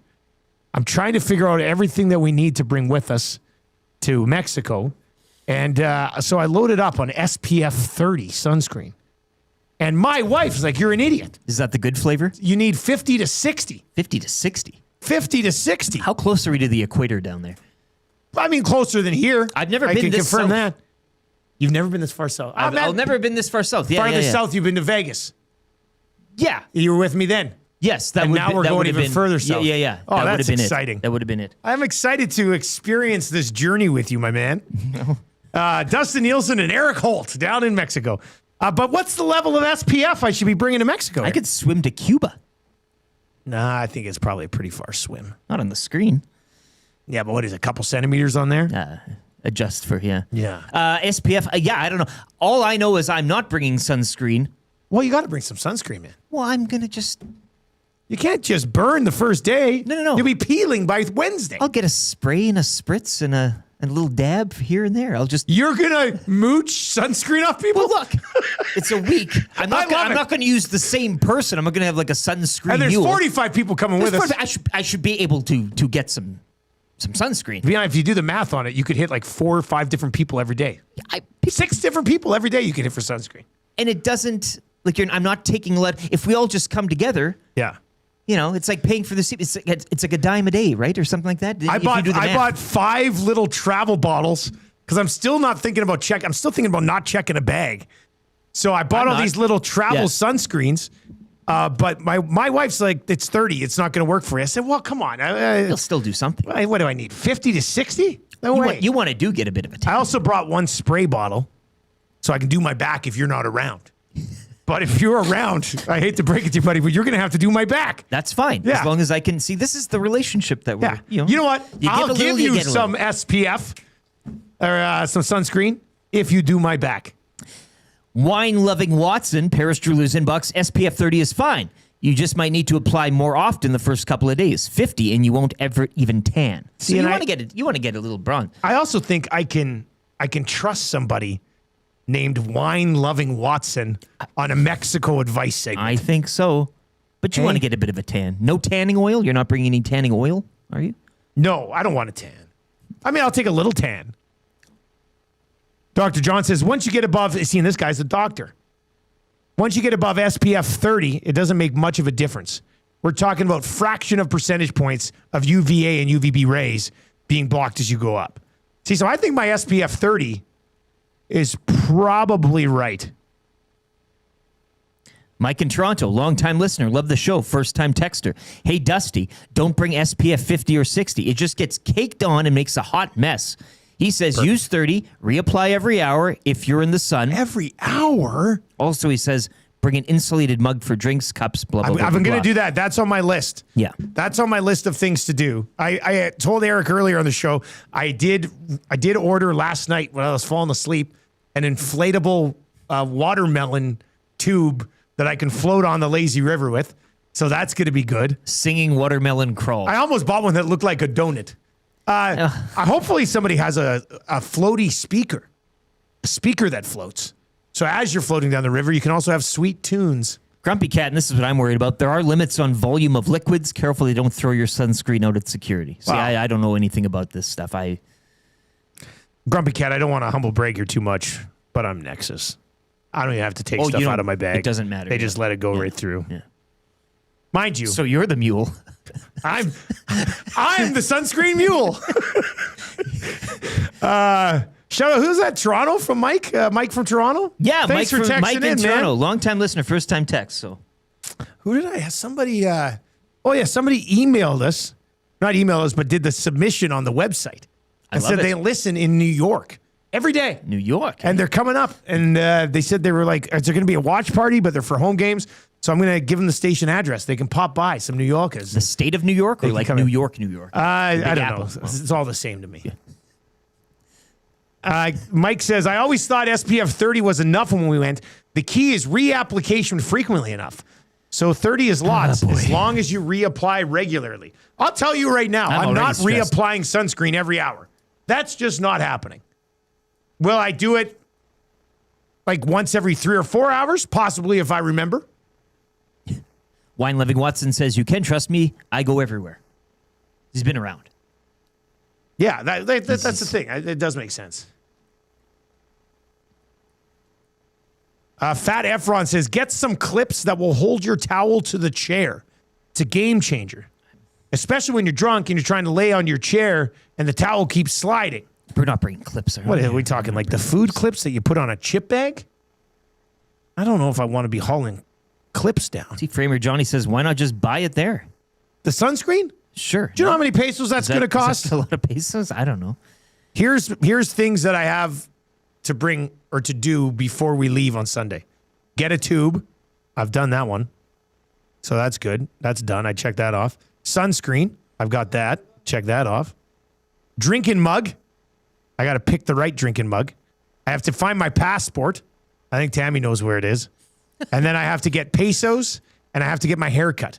I'm getting a Or you getting a trim. I'm getting the trim so that when I come back and do that NHL game, my hair's like at a good length. It'll be like 2 weeks of growth. You calling that game red as a lobster with a charge coming in. I need that. No, red as a lobster, but my upper lip and part of my facial hair is still white because it didn't get the sun, but then I shaved it for Chin Strap Awareness Month. Noodles is going to look at me like I got a second head growing out of my neck. Or he give you a little sunscreen while you're passed out. Hey, a couple of lines down the face. Yeah, just so. You get a little war paint. This one in from K-Pole says, I've seen the Waves claim countless pairs of family and friends glasses. So he says, bring an extra pair of prescription glasses. I don't have an extra pair of prescription glasses. Boy. If I lose these ones, I'm rolling blind the rest of the trip. But that's great advice, but I just don't know if I'll be able to do it. Unless you want to hit up a Mexican optometrist mid-trip, which would be something as well. Orca Driver says, hey, Dusty, Nexus only works for Canada and the U.S., not Mexico. But to get through Edmonton security, Nexus will work. So that's all I really care about. Bonnie Dune Rod says, did you know that there's Walmarts and Costco's in Cancun? You can just buy it there. I guess we could do that. Do you want that? I'm a little scared to do that. Somebody said when you get there, we could take like a 10-minute Uber to like a Walmart and get like water and stuff. But I'm afraid that we might get kidnapped. Well, a couple very popular Canadian celebrities. Yeah, what's the ransom? Right? What do they hold us ransom and for? will anybody care to pay it? Yeah, the ransom. They called Awanak and go, listen, we're going to need a bunch of Royal Pizza and Mr. Mike's gift certificates. Yeah. And he says, good luck, and hangs up the phone. Yeah. Not ours, you won't. Click.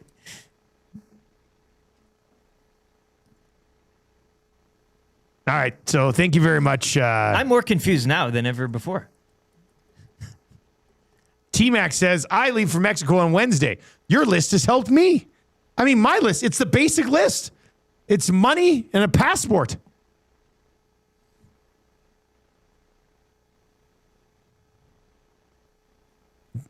Bring a hat. I've got a bunch of hats. Bring a hat. We've got a bunch of different beer hats that have been dropped off that I plan on bringing because you don't care. I don't want to disrespect them, but if I lose them, then I lose them. Paid for it. So that's okay. Shovelhead says, Dusty, it happened to me. I was in the ocean not more than 10 minutes, and my glasses were washed off my face, gone.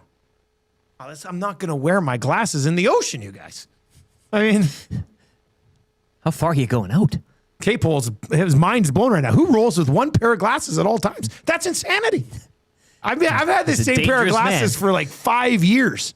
I most certainly need a prescription upgrade. But I don't know. I like the way they fit. Get transitionals. RCN texts and says, Awanak definitely doesn't negotiate with terrorist kidnappers. We laugh about it now, but if Eric and I go missing going to a Walmart, it's not going to be that funny.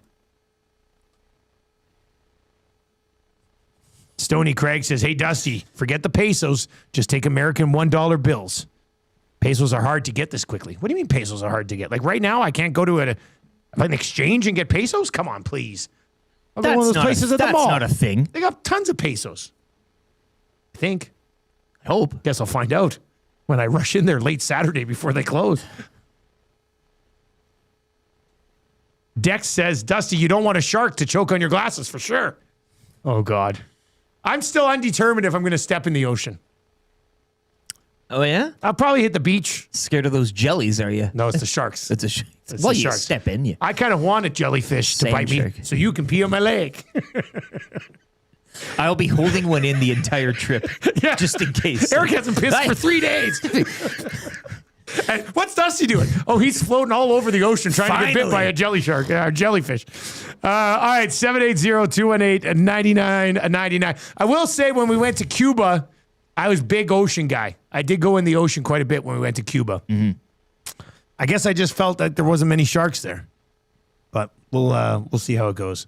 All right, we are 31 in a row. We're at 31 in a row. We're looking for 32. Gift certificate to Mr. Mike's is up for grabs. If you want to play, 780-218-9999. 780-218-9999. Nick in Spruce says, Dusty, you can get floaties for your glasses. They're like mini water wings for the spectacles. You can find a matching pair of your own water wings. That's pretty cool. That would be a pretty good look. So I've got water wings on, and then my glasses have little water wings. Just see them right here as well. That's a bad burn. Ooh, Turp from Total. What is that, Trev? Yeah, I believe that's his neck. That's his neck? Yeah. That looks like he was burnt in a house fire. Blisters. My God, that's disgusting. All right, if you want to play trivia, 780-218-9999. 780-218-9999. This was just sent in. Mexico has a higher total number of sharks due to its vast coastline spanning both the Pacific and Atlantic Oceans. Well, but we'll be only on one side. Although it says, however, Cuba is considered a biodiversity epicenter, hosting roughly 20% of the world's shark species in a much smaller area. And I survived Cuba. So there you go. Yeah. That's good to know. All right. If you want to play trivia, 780-218-9999. 7 o'clock hour, the Nielsen Show has been brought to you by GameSense. When gambling, set a budget before you play. Stay informed. Visit GameSenseAB.ca to learn how. And remember, if you gamble, use your GameSense. If you're a 95.7 Cruise FM listener and you were here for the key word today for the Ultimate Sports Weekend, you missed it. It was at 6:20 this morning, but it'll be coming up 3 times throughout the day on 95.7. So make sure you stick around there as well. If you're watching on YouTube, hammer the thumbs up, sub to the channel. If you're in TuneIn or iHeart, we have a sports update coming your way. If you are listening on the radio, a couple minutes of commercials, quick traffic update, and then you're right back with us. Sports Update brought to you by Windsor Plywood Leduc, locally owned and operated, serving Leduc and the surrounding area since 1993. Doors, flooring, baseboards, and of course, plywood. Windsor, the experts you need to know. Go see the knowledgeable staff at Windsor Plywood Leduc.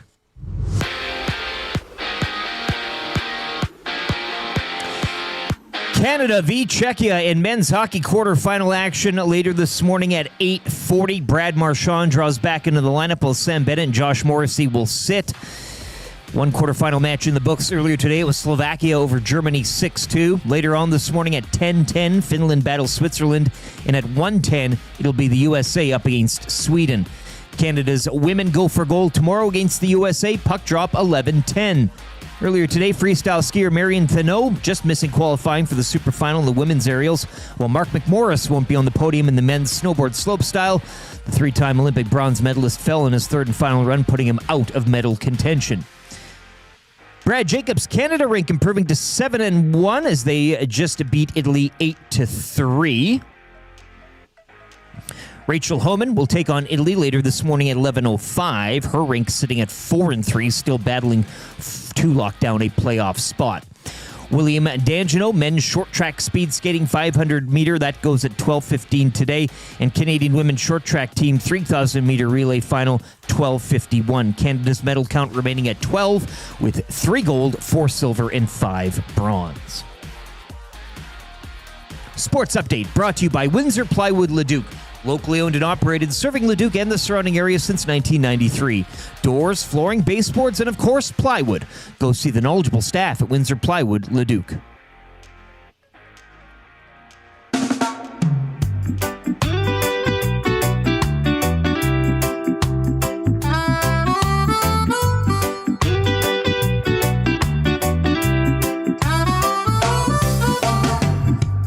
Blue Guy's Place, having some beer. Laughing so hard, you just are in tears. Sunday afternoon, what should you do? Hop in the hot tub for some peekaboo. Hot Hot tub peekaboo, splashing around. Hot tub peekaboo, it's going down.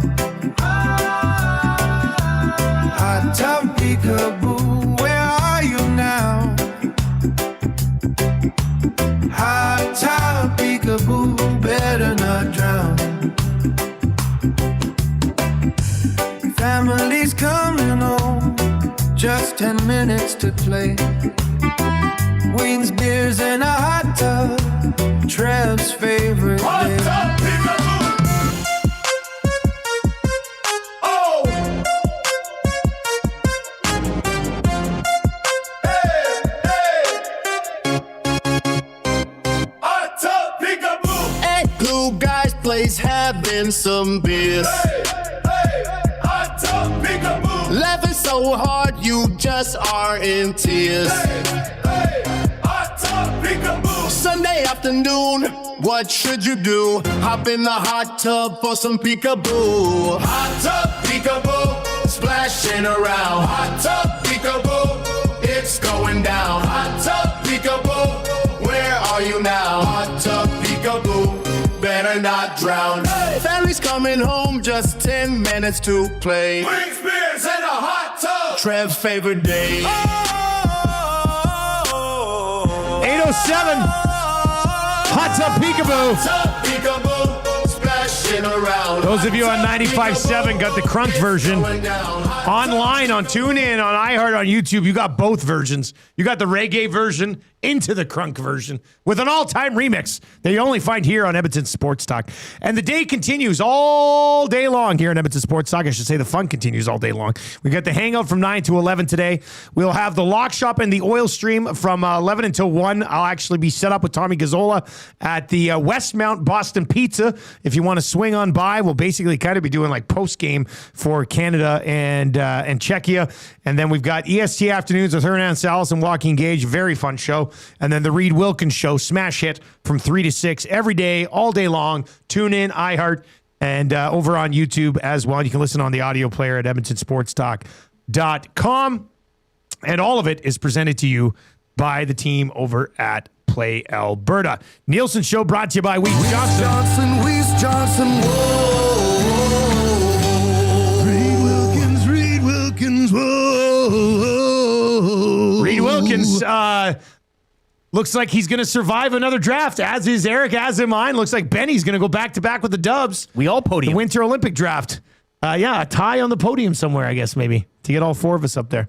If you missed it yesterday, we did do a Winter Olympics draft from 9 to 11 on the Hangout. You can find that over on our YouTube page or download the Hangout podcast for the day.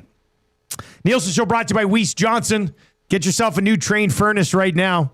And you can save 15% off any other mechanical system that you throw in at the same time. So start thinking towards the summer. Get yourself an air conditioner at 15% off.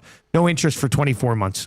Weiss-Johnson.com to book an estimate today. You can also get the heat pump, a hot water tank, or a garage heater, which might not be a bad idea with what we're dealing with right now. You can text us in the Paris Jewelers inbox. It's been pretty busy. Check them out, parisjewelers.com. They're Canadian family-owned, and one of your text messages takes home the Royal Pizza text of the day. RoyalPizza.ca, that's where you can order online or visit one of their 14 Edmonton area locations. They've been doing it in excellent, top-notch service for over 55 years. Here's what's happening in the third hour. That game starts in about 31 minutes. We'll be keeping tabs on that. Kind of easy trivia coming up. 31 in a row. Trev's going to grab somebody right away to play. We've got 3 questions too many for the great staff at Park Mazda. We need a couple of questions. I know some of you were sending questions earlier today. Fire them in, though. I might have missed them. So we need a couple more questions. Sports questions. Heck, if you can't get away from the Oilers, you can ask an Oilers question. Olympics questions. Mexico questions. Anything goes. Winter questions. 780-218-9999. Then Lieutenant Eric's weekly rankings of power. Then we'll get to a red and white breakfast setting up Canada and Czechia. Then we'll get into the Marmot Basin Snow Report and then the wrap for William Huff. So lots to get to here in hour number 3. Thank you very much for joining us today. And like we say, tell your friends that the Nielsen Show is back on the radio and better than ever. 8 o'clock hours brought to you by GD Liquidators, Auctions, and Appraisals. Mention Edmonton Sports Talk. That's EST, and you get 5% off anything new or used.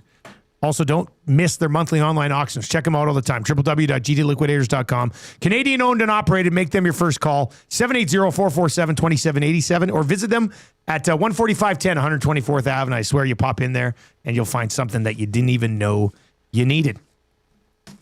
Kind of easy trivia is for Mr. Mike's. New location now open in Bonnie Doon. Check out MrMikes.ca for more details. Order online, skip the dishes, and DoorDash. Mr. Mike's, eat locally.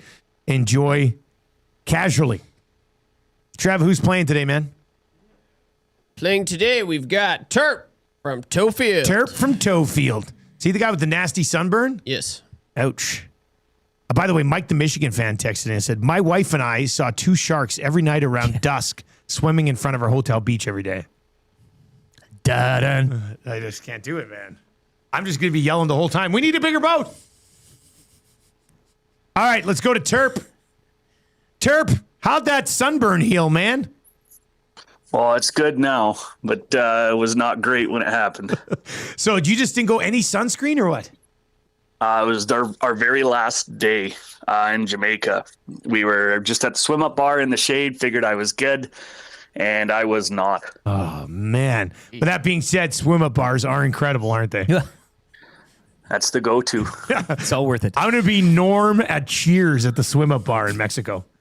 They're going to, Dusty! They just sit there all day. But I'm going to reapply SPF 30 every couple of hours. Yes, I will be. Thank you, Eric. Yeah, that'll be good. All right, Terp, here we go, man. You need to get 3 out of 5 correct. Trev will start the ticker after we read the first question. Good luck. Who do the Canadian men play this morning? Czechia. Who's the captain of Team Canada? Sidney Crosby. What number does Connor McDavid wear at the Olympics? 97. True or false? David Pastrnak is a defenseman. False.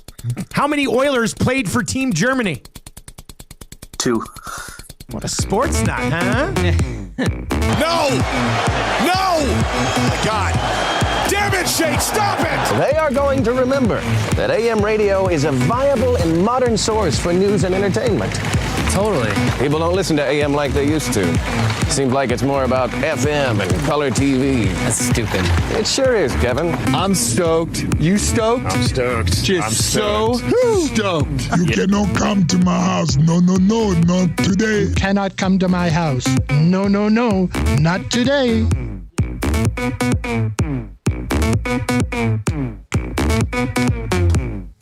32 in a row. A little club beat loop for you. Courtesy Terp from Toefield. No doubt. Getting it done. Collingwood Rob says, even with the shade, the sun reflects off of water and it can make it under shade like a swim-up bar. Wow. The sun is pretty incredible, eh? Bouncing off things, reflecting off things, burning your neck. Can't wait. This sounds like a great time. I know. Yeah. I haven't even between the sharks, kidnapping, sunburns. We're gonna bury you in the sand. Sure. And we're gonna make big boobies on you when we bury you in the sand because it'd be hilarious looking. Yeah. Even my head too. Like, just a little straw poking out for my. Oh yeah, just that bury your whole head. Oh, that'd be scary. I haven't even looked at the weather yet. Like, is it gonna be nice weather at least? I did. Oh no. Come on. Now look, the way you say I did makes it sound like it's gonna be raining and cloudy the whole time we're there. Well, weather. Where are you getting your weather from, right? I'm looking at the Weather Network. Now that's like I haven't looked at a Mexican forecast yet. But if you want it, I can give it to you, courtesy the Weather Network. Okay, give it to me. Rip this Band-Aid off. Well, Sunday. That's when we land. Day of arrival, sunny and 28 degrees. Too hot.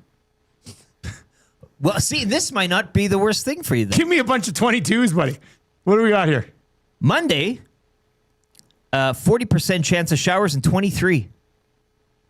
I got time for it. You know, it'll still relative to what we're experiencing this week. It's gonna right? Feel like it's 50 degrees. A bad day in Mexico is better than or whatever they Good say. Day in Edmonton.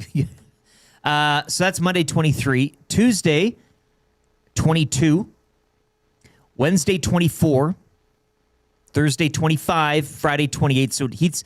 I got no problems with this. It's your wheelhouse temperature. This is fine. See, I would love it. You to want be 35? I want it to be just licking hot. But this is coming up for you here. Sounds like a nice little trip. Yeah. outside of the Sharks. Get a little wet in the rain? Yeah, that Monday. That'd be nice. First day there. Yeah, cool. We're having a gathering Monday night. Is that what it is? Everybody's getting together. We got like this little area booked where we go we're going to see everybody on the plane, but like a nice little meet and greet on the Monday night, and then it's on. This text comes in from Haji. He says, "Just tuning in, boys. I watched Blades of Glory last night. Oh, God. And I can say that it is unequivocally, it is not a movie about the Olympics. It is a movie about the Winter Sport Games. The word Olympics is only used once in the movie where the skating coach is explaining how he used to be an Olympic coach and taught the North Koreans the Iron Lotus. This was a controversy yesterday in the draft because you took this and I said it's not an Olympic movie. It's an Olympic Winter Sports Games movie. So if you Google Winter Olympic movies, it is the first one that comes up. So, by error, in error. It's again, we went over this. The commissioner laid down a ruling. Oh, we're going to talk about commissioner rulings now? Copywriting and trademark, and that's why it's not an Olympics movie. Well, it is. Oh, look at Cool Runnings. They mention the Olympics all the time. Right. Okay. We're doing a little we're doing a little contest on cruise, right? Yeah, we're doing a contest on cruise. And there's 3 sporting events, one of which is a hockey game. Yeah, and we can't say the name Oilers because the Oilers will step in and be like, "That's not an official promotion with us. You can't use our name." It's still going to be an Edmonton versus LA Kings game. Horrible comparison. Horrible comparison. I beg your pardon. Anyway, it doesn't matter. Nobody's getting relegated, so. But you had a good idea. It should have been gold, silver, bronze, then the 4th, regardless of the That's what I thought. Quinn, in true Olympic form. What she could have done is said, the top 3 make the podium and the 4th is relegated. Like, right out, no matter what. Yeah. Bruins fan Chris texted us, says, "Have you guys ever been to Mexico? Are you not going to the Cancun area of Mexico? If so, when they call for rain, you'll get rain for about an hour, and then it's going to be hot after and humid. Don't worry about getting kidnapped. Okay, that's good. Don't worry about water. Really? They'll have water on the resort in bottles that you can drink. Because I've heard you guys are staying at Planet Hollywood Resort, which is very reputable. This guy swears a lot. He's dropping a lot of F-bombs. I'm skipping all these F-bombs. Very reputable resort. You have nothing to worry about. Go there and enjoy yourselves. There's no need to leave the resort to go to Costco or Walmart. What the bleep do you need to go there for? You're in Mexico on a vacation." You know what? Thank you, Chris. You've set it all straight Chris. for me. That's a great text, man. Oh, my God. Then there's this text from Hampton Steve. "Hey, boys. Keep an eye out for the cops in Mexico, too. A couple of guys at my resort a few years ago in Cancun got robbed by the cops as they walked back to the resort from a bar. Cops forced them to give them all their money in order to not spend a night in jail." I really don't plan on leaving the resort. Yeah, that's the key there, right? Colton texted us, says, "Don't worry about getting kidnapped," is exactly what a kidnapper would say. Touche. I don't know what to think. That's pretty funny. El Presidente says, "You may have to ask for more water, though. I recommend doing an excursion through to the Mayan Riviera. Sounds fancy. I think we're close to that Chichen Itza or something like that. Chicken pizza, yeah. That would be that could be pretty fun as well." Caldian Palmer says, I was in Cancun in November. Rained for 2 straight days. So who knows? We're just gonna have to wing it. Everybody's making a point, and then somebody else comes with a counterpoint, and then there's a point. So I really don't know what to believe anymore. I honestly think we're about 5 minutes away from somebody texting and being like, "Hey guys, listening from Mexico, where I'm kidnapped right now." All right, let's get into 3 questions too many. Lieutenant Eric, do you have a liner for the segment? 3 questions too many, brought to you by the great staff at Park Mazda and dealer principal Mitch Lewicki, where he wishes he was going on the trip. Park Mazda, your dealer. I wish he was coming on the trip. Yeah. Rich dealership guy like him? Yeah, and just his looks, he'd add a bit of cachet. Oh, God, he'd be so good. Right, like, that's what I plan on doing. I plan on finding the 2 most handsome dudes when we get down there. And they're just hanging out with them the whole time. Up to him. Yeah. Because then I look handsome by association. That's just it. Yeah. All right, do you have a Twitter account? Well, I do, but the station does as well. It's at YEG Sports Talk. That's a good idea. And still time to vote. I do believe the voting is still open for, an hour or so? So if you haven't cast your ballot on yesterday's draft, 3 hours. 3 hours left. So, get on there and vote. Ooh, a dead heat. Number 1, 31.4. Number 3, 26.7. And both teams 2 and 4, 20.9%. So you can still get on and vote. And vote on the Instagram as well. There's both voting Edmonton Sports Talk on the gram and TikTok and Facebook. Martin texts into the Parachuters inbox that says, Dusty gets kidnapped in Mexico, and upon hearing the news, Tammy yells, "My husband!" That's good. The real Slim Davy says, I've kidnapped plenty of people in Mexico, so I would definitely keep your head on a swivel. All right, well, we'll see how it goes. Fingers crossed. Sure. I'm crossing everything. Question number 1. Outside of McDavid, Crosby, Celebrini, McKinnon, and Makar, which Canadian could play the role of hero in the elimination round? McDavid, Crosby, Celebrini, McKinnon, Makar. So outside of those 5 guys. Mark Stone. Oh, Mark Stone. That's a good, quick answer. You may not like it. Trav, you got an answer to this one? Outside of the big 5, who could be the medal round hero? Yeah, Stone's a good pick. Can't pick Stone. Oh, yeah, I like... No, we got to go somebody else. Okay. Yeah. Yeah, I'll go with Brad Marchand. Oh, I like that too. He's only played 1 game so far. Showed up in the finals last year. Scored a few beauty goals. Yeah. He's a player. I really like the Stone pick. I'm very jealous of the Stone pick. I think multiple people picking it suggests that is the... You know what? I'm still gonna say that Reinhart rears his ugly little Florida head here. Yeah. At some point, I would play him with McKinnon. I love Suzuki. Suzuki's a hab. He's one of my guys. Like I like Suzuki, but I think I'd rather play Reinhart on the wing with McKinnon. So maybe they get there. So we got Stone, we got Reinhart, and we got Trev. Who'd you say? Marchand. Oh, yeah, Brad Marchand. You know what? We probably should have said, can I change my answer? Is it too late to change my answer? Oh, Phone Quinn. I'm going to change my answer. That's a good burn on the commissioners. Mitch Marner. Really? I'm going to take Marner over Reinhart. Marner's been playing great with Sidney Crosby. Yeah. He obviously stepped up big in the Four Nations final last year. So yeah, I'm going to say Mitch Marner. Caldian Balmer says Thompson. Ooh, plot twist, eh? Right. Let's see. I just don't see a path to Thompson getting the net back. Mind you, they could just go Binnington today and Thompson starts the next game and Binnington gets a gold medal game. They won't. No. But they could. I mean, as long as one of these guys doesn't completely crap the bed. Well, Rishaug gave us the scenario of you win today, but it's not you win pretty. 8-6 or 8-5 Yeah, or so something. then That's the only way around it, I guess. breeds Is a what he's saying, conversation. yeah. Chris Dixon says Horvat. Hodgie says Doughty. Oh, Doughty's an interesting couple answer. of Tom Wilson shouts. Yeah, Tom Wilson makes sense. He's in a juicy spot to do it, that's for sure. Question number 2 comes in from the Saskatoon Muncher this morning. Nom, nom, nom, nom, nom, nom, nom, nom, nom. Munching the data online. I know you guys don't really cheer for the Oilers because of the job that you do, but has it been fun to be able to watch the Olympics and hockey and cheer for a team again? I've enjoyed it. Yeah, I've enjoyed it. Sure. I think I will begin enjoying it more now that the game's do or die. Let's be honest. Yeah. I mean the it's the not like preliminary round is just kind of you're going in and getting your feet wet, and especially from a Canadian point of view. I mean, it's I wasn't running around the house like a crazy man when they scored their 8th goal against France. no. And I think also, and you made mention today in terms of kids in school and such, and even bars. I mean, you'd probably see an uptick as opposed to those 3 games prior. Now moving forward, these are the games that matter. It's do or die. So Sean texts in back to question 1 and says, I'm hoping it's Binnington. And the Binnington one is interesting because I don't think he needs to be the hero for Canada to win. Mind you, I guess you could say in the gold medal game at the or the final at the Four Nations, he was the hero. Maybe not today. He doesn't need to be the hero, No. but as the tournament goes on and depending who they draw, then that increases. If the United States lose today, like if the final 4 are Canada, Slovakia, Finland, and Sweden,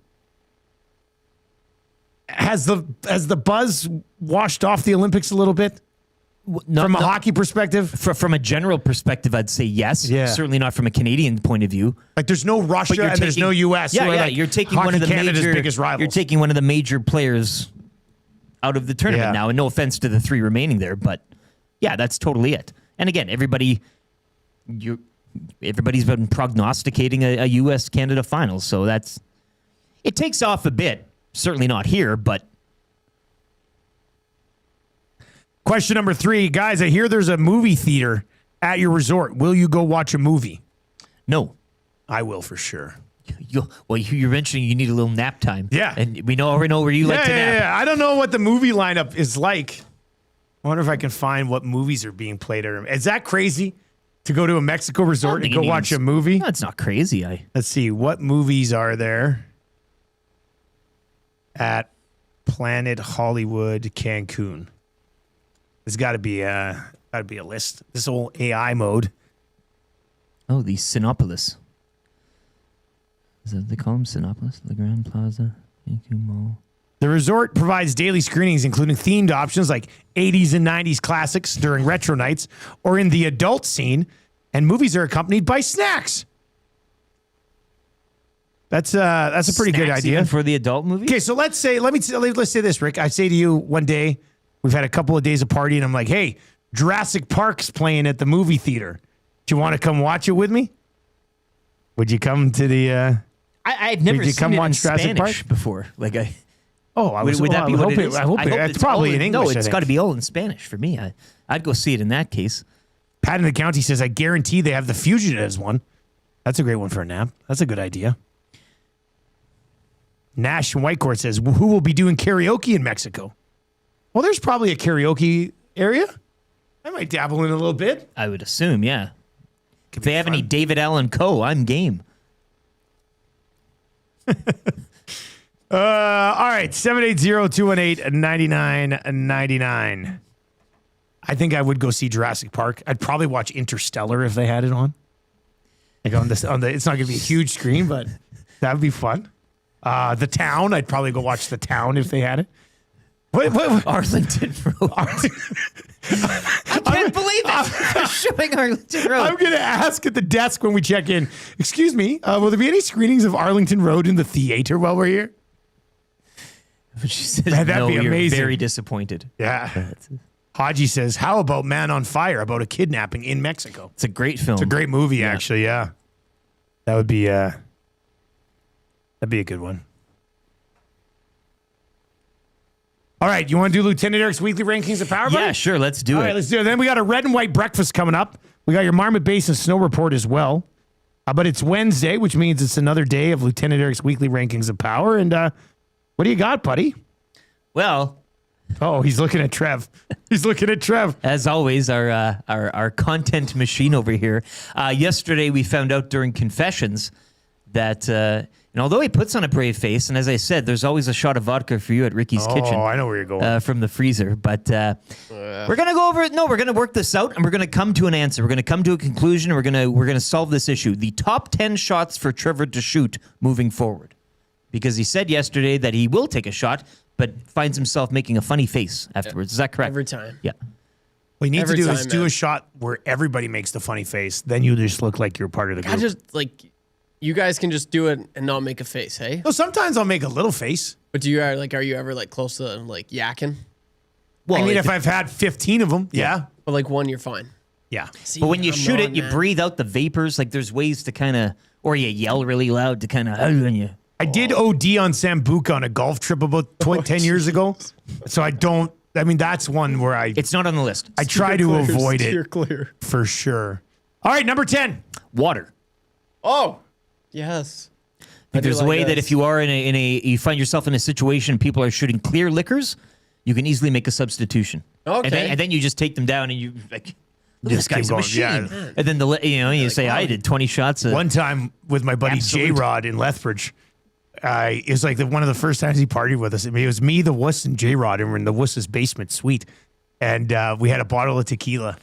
And we're like, J-Rod, we're trying to get a good read on this J-Rod guy. We're like, J-Rod, let's do some shots. So the Wuss and I were loading up shots of water, and he was having tequila. And we just kept taking him. He got messed up. It was a hilarious story at the time. One of those shooter roulette boards. Yeah. Oh yeah. You ever played that one? No, I've never done that. And then they're you mix them up, waters and liquors and everything. But now that I think back on it, it was kind of a real jerk move. Yeah. As I say it as a You're older learning. adult now, it's funny. You're learning. It was funny. It's funny. At the time, it was hilarious. It's funny then. It's funny now. All right, number 9. Mint schnapps. You get a refreshing. It's like drinking Listerine. Yeah. And Yep. I've had it. Did you make a funny face? That's definitely one of the easiest Are ones. you a mint guy? Because if you're not, then yes. I'm a You know, midget. instead of doing like a face like this, you should actually make a legitimate funny face. And then people will be like, this guy's like, I don't think I could. after you do the shot, you're like, yeah, or you growl or something. Like, gets it out of you. You know? Number 8. Burt Reynolds.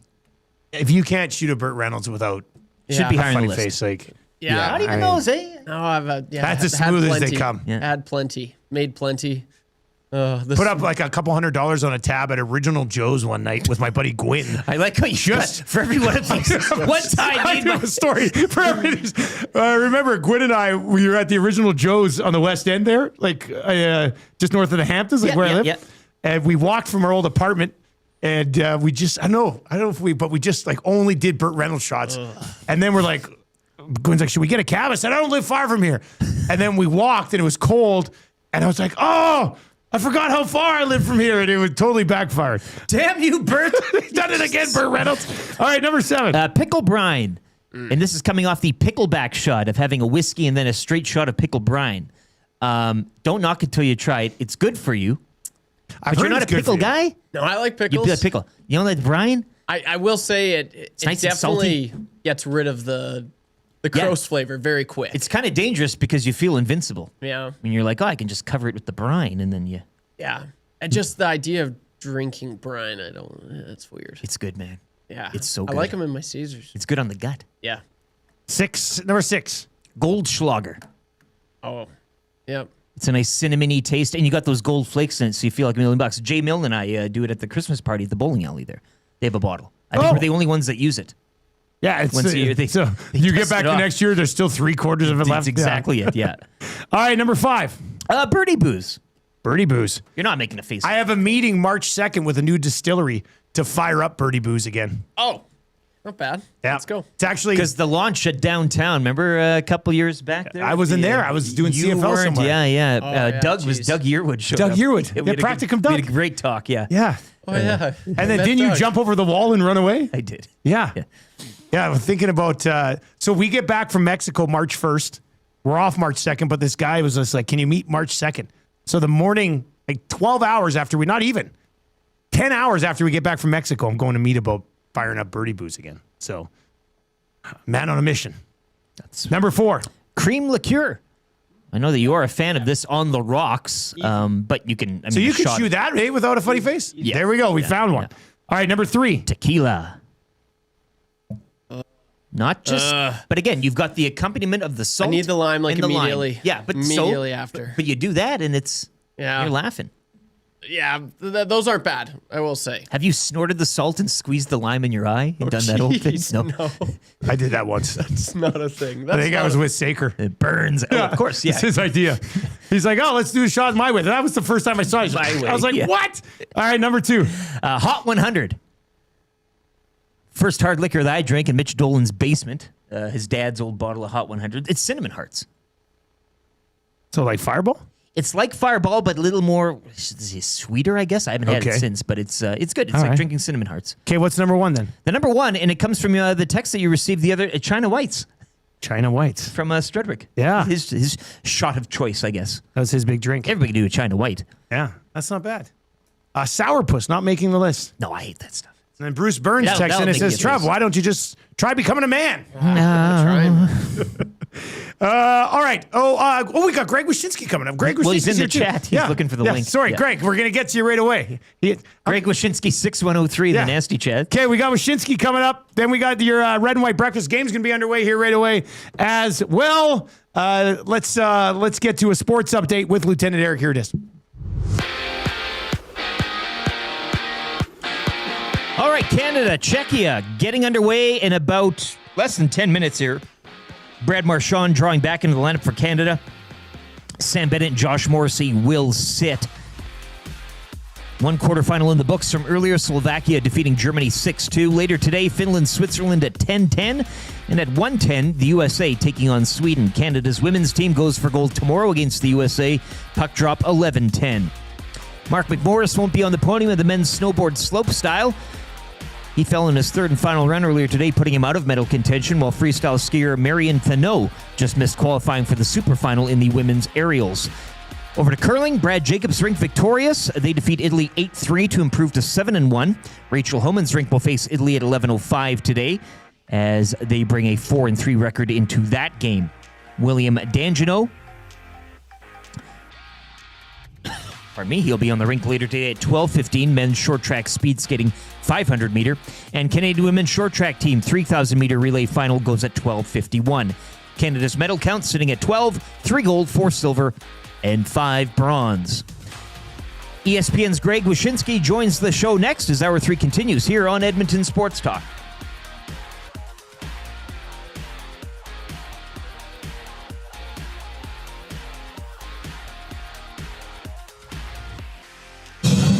Try, try, try. Try, try, try, try. Try, try, try, try.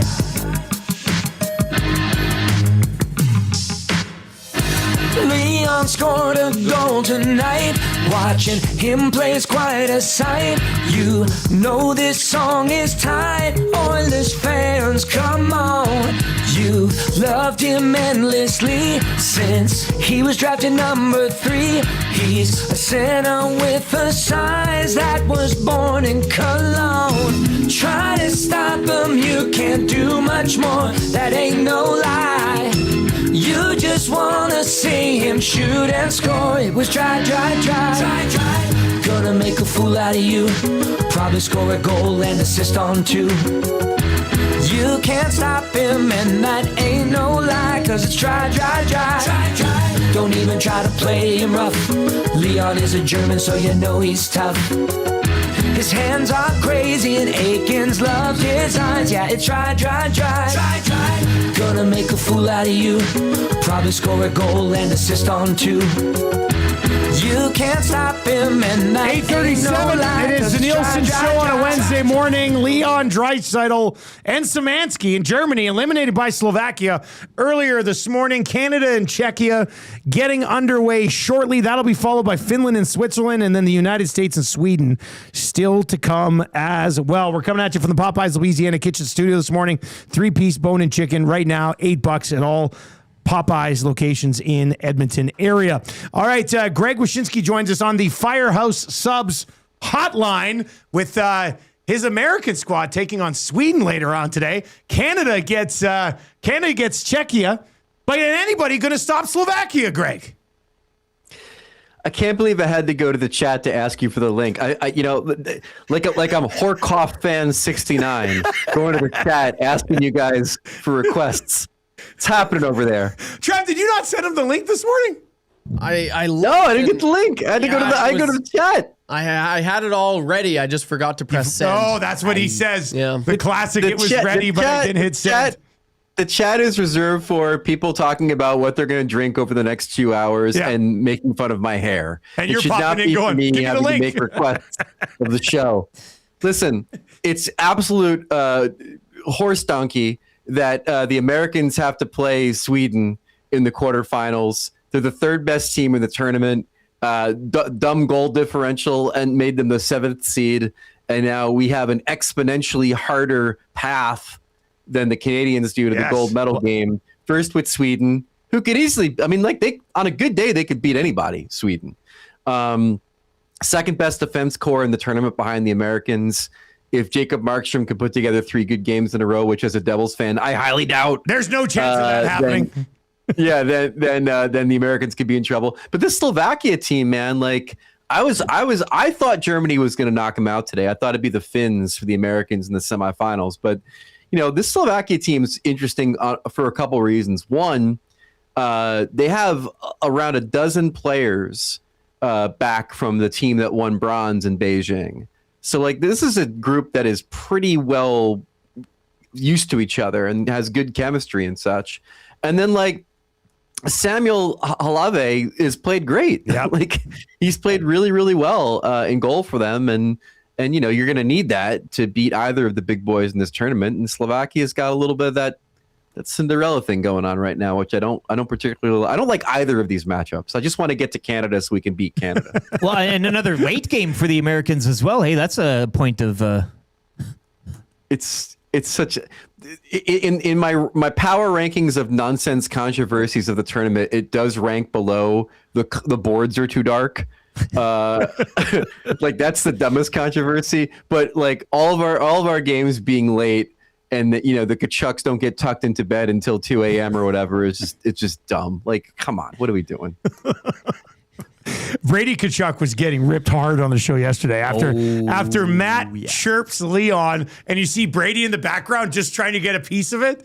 I don't know. Like when you power rank the Tkachuk brothers, who's 1 and who's 2? Well, that's a good question. I love Brady. Like, I think Brady's a great captain. I think there's around a dozen teams in this league where if you added Brady Tkachuk immediately, they'd become a Stanley Cup favorite. Matthew's probably the better all-around player and certainly brings a bit more of the provocation to the proceedings than Brady does. Brady's more physical, but I think Matthew's better at chirping. The desperation in Canada in trying to knock back Matthew Tkachuk on behalf of Leon has been pretty funny to watch. Like, I saw CBC did a TikTok where they played the Tkachuk bridesmaid chirp and then cut it with McDavid scoring in overtime of Four Nations. I'm like, hey, dummies. Matthew Tkachuk didn't take a shift after the second period in Four Nations. He had nothing to do with what happened in overtime in Four Nations other than watching from the bench with his groin turned into spaghetti through injury. Like, he's got nothing to do with what happened in Four Nations. He'll be healthy, hopefully, for the gold medal game, as will Quinn Hughes, which is why I think things might be a little different this time. Connor McDavid has already had a pretty good chance here in the first 30 seconds. Can Czechia keep it closer? Like, is there a path to an upset today for Czechia against the Canadians? Yeah, Lucas Dostal. That's it. Like, that's Steal the whole it, right? ball Goalie game. him straight up. The only way. The Czechs did at least something semi-smart since the last time they got spanked by Canada, which is they didn't put all three of their good players in the same line. Like, I don't know what the hell they were thinking in that first game, but Hertl, Natchez, and Pasternak's all on the same line. Like, how about a little bit of depth? How about a little bit of balance? How about not just loading up and allowing Canada to shut down all three of your best players, and then the rest of your lineup's a bunch of non-playable characters? Like, I think at least they got a little bit of smart to at least put Hertl on a different line. But it all comes down to whether or not the goalie can play out of his mind today. Yeah, he's going to have to be absolutely spectacular, kind of like the Slovakian goaltender that we were talking about a little bit earlier on. We chatted with you right before this thing got going, the tournament got going. Connor McDavid has 9 points in the first 3 games. We talked about Jamie McClennon a little bit earlier today. Didn't play a bunch of juggernauts along the way. Don't get us wrong, but the Olympic record for points in NHL tournament was 11 with Koivu and Solani. He could break that today. Has he basically been as advertised, you think, for the Olympics, or has he been a little bit better than you expected? He's been better, to be honest with you. I think that part of that is maybe us not realizing how good Celebrini was going to be. Yeah. And so I think that plays into, how good Connor's been. There was all that hand-wringing and consternation. Like, should they put Hyman on the roster so Connor has someone he has chemistry with? And lo and behold, he ends up having incredible chemistry with Macklin Celebrini and Tom Wilson. So he's been awesome. Again, the Americans don't have McDavid, and they don't have McKinnon, and they certainly don't have Sidney Crosby. And those are the 3 things that Canada has over anybody else in the world. And it's really hard to match up against that, especially when Connor is playing as well as Connor is in this tournament. I had a theory today on Celebrini where, McDavid, McKinnon having great seasons, Kucherov's having a great season. Celebrini, could almost single-handedly drag the Sharks to the playoffs. Do you think the way he's played at this brings a bigger spotlight to him in the NHL and could actually help his Hart Trophy case? Yeah, I think so. You don't have to go back too far. Ryan Miller won the Vezina that year because of how well he played in the Olympics. He had great numbers for Ryan Miller, but there's no doubt that all those guys watching him were like, this guy's the best goalie in the world this year. I definitely think the more spotlight, the more shine you put on him, the more people that are calling him the second coming of Sidney Crosby, it's only going to benefit him. But at the end of the day, it's all contingent on the Sharks either getting into the playoffs or falling just short in the last week of the season. That's a comparable for him, isn't it? We were talking about it, watching him in this event. He's on a team with a bunch. Oh, Canada scored. Was it Celebrini? Celebrini from McDavid. All right, this is perfect timing. Get the so goal. I cashed that goal pop I had too. Boom, Cool. let's go. Great. But is Crosby not the closest comparison for Celebrini? Or is there another guy over the last 10 years you watch in the league and you go, that guy reminds me, that's who he reminds me of more? I'll get to that in a second. I think the basic difference between our countries right now is that I am certain that no one is going to take care of Canada before the Americans get a chance to. I think Canada believes that Sweden or Slovakia will eliminate the American threat before you have to worry about playing us in the gold medal game. Like, I feel like there's a lot of Canadians that believe that one of those teams will do your dirty work, like they're hitmen in some movie. You know, the big boss doesn't have to worry about anything. One of the henchmen will take care of the Americans. Yeah, I think Crosby's the comp, and that brings me back to that real. You guys remember that photo that the Canadians took before the Olympics started, where it's Crosby the whole was group. the chaperone. Yeah, Crosby was the chaperone, but then if you look at the other side of the photo, it's Celebrini, literally, on the opposite side of where Crosby was. So maybe he's even cognizant of the comparisons. He's just great. Like, there's been a lot of sort of revisionist history of his draft year. He certainly was not cast to be this good. Like, we thought he'd be good, but there were people being like he wasn't as good as Bedard. Yeah, everybody was like, oh, he's the guy who came after Bedard. Bedard's the guy. Celebrini never had that Bedard buzz. Yeah. There was no, like, Spacklin for Macklin or whatever the hell, sort of phrase we were going to have for Celebrini. But, like, he's turned out to be much better than Bedard as far as all-around play and maybe tracking to be, like, the next guy. It's pretty remarkable. Okay, quickly on the Americans and the Swedes here. I do think the United States are going to win this game because I don't have any faith in the Swedish goaltending. Is that not why they are where they are right now, or is there more to it with the Swedish roster? I think the Swedes are the second best defensive group in the tournament. So, like, what they do in front of Markstrom with Hedman and Forsling and all those guys, I think Dahlin, like, is going to be just as important as anything Markstrom does. Or, I mean, we assume it's Markstrom. I haven't heard it definitively yet, if you guys have. No, we haven't. What scares me about them is that they're the kind of veteran NHL team with a bunch of guys that have won and they've thrived in big spots that aren't going to be intimidated by the Americans at all. Whether it's the way they play or who they are or the amount of scoring talent that they have, and that's kind of how you have to handle this USA team. Look, I said to you before the tournament, there's going to be a moment at some point when the Americans are down by a goal in the third period. And we're going to find out what they are and what they're made of. And if there's somebody on the roster who steps up and makes a play, be it, Tkachuk, one of the Tkachuks, or Eichel, or now Jack Hughes, who's playing out of his mind in this tournament, like, that could easily be today against Sweden. But there's going to come a time when we're going to really find out what this team is before we get to Canada. And, they've got two really hard opponents, I think, whilst Canada can kind of, like, waltz into the final. All right, man. Well, enjoy that game later today, and we'll recap the entire tournament next week. Conveniently leaving out the gold medal game between the U.S. women and Canada. Oh, tomorrow, actually, I guess I did. You should see me in a crown, baby. That is a coronation for the American women tomorrow. How much is it going to sting when Canada pulls off that upset tomorrow? Well, I was in Vancouver and I was in Sochi, and both those times it hurt like hell, especially Sochi, because I really thought the Americans were going to win that time. This one would shock me. I'll be honest with you. Like, I'll be 5-0. I'll be shocked if the Canadian 5-0 over Canada in group play, 4-0 in the rivalry series. They beat them at Worlds. Yeah, they've won 7 in a row and outscored them like 37-7 or something. They're like this perfect combination of, like, veterans like Hillary Knight and the up and comers like Abby Murphy and Carolyn Harvey. Like, Listen, I don't know if the Americans are going to play Canada on the men's side. We might just crap the bed. You guys know that. But if the American women lose tomorrow, I'll be legitimately shocked. All right. Well, we'll talk about that next week too then, I guess. Okay? All right. See you later, man. There you go. That's Greg Wyshynski. I didn't mean to. Well, I guess maybe I did. I mean, I'm not expecting the Canadian women to pull off the upset. If he joined us tomorrow, we'd be probably talking. We would be talking. That's smart. About This is today. So we're literally watching this other game right now. In fairness, I mean, that's Connor McDavid with a beautiful setup to Celebrini. What a start for that early bird bet. Well, McDavid 2 points, McCarr 2 points, Celebrini goal, Oilers Canada to win by just 2. But you mentioned all those Canada USA numbers in the women's gold medal. States got them right where they want them.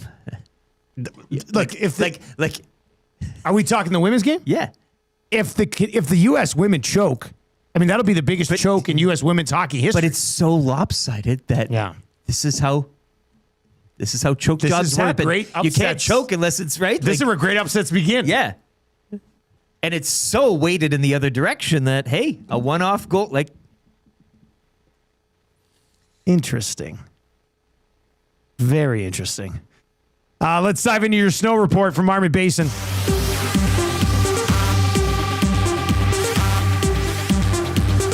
So stoked. Like, I don't even, winter's here. You know, this is the first time we've been up. I'm stoked. You stoked? Stoked. Just stoked.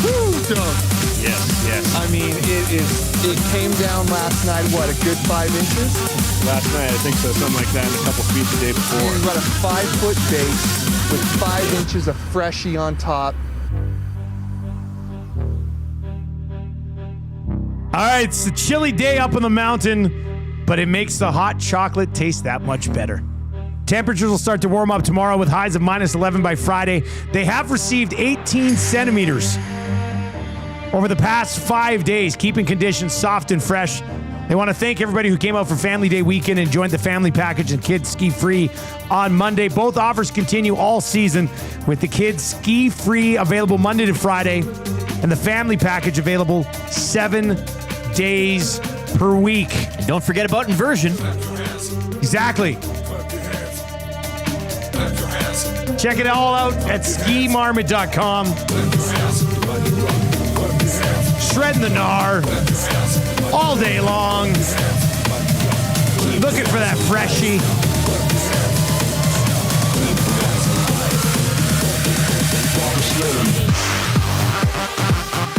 Makes my day.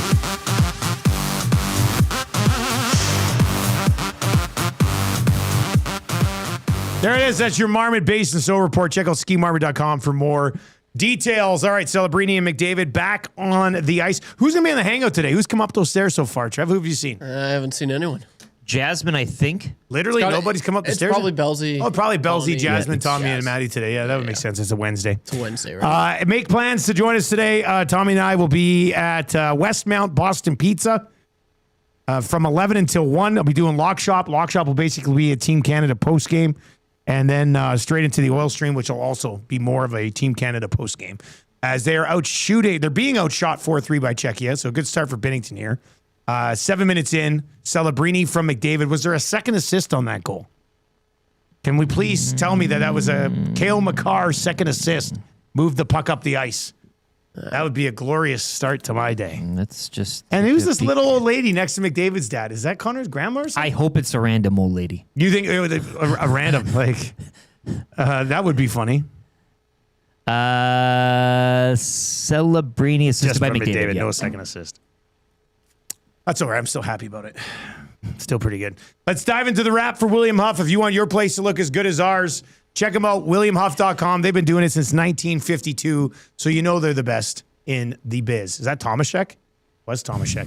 What? Tony's like, I'm still alive, That's baby. a familiar stride. Yeah, it was, wasn't it? What did we learn on the show today, boys? Well, we learned it's 1-0 Canada right now. 12 minutes to go in the first. And Brad Jacobs rink victorious over Italy earlier today to push their record Crushed them. to Did you 7-1. see they called them out on something too? Yeah, there was a burnt rock, like somebody touched it or something. Yeah, I saw that live. Yeah. Did you see it live? Yeah, I just saw it pop up on. I mean, we had it on, but we were doing the show. I missed it. So I'm loving curling, man. I'm all over it. yeah, curling.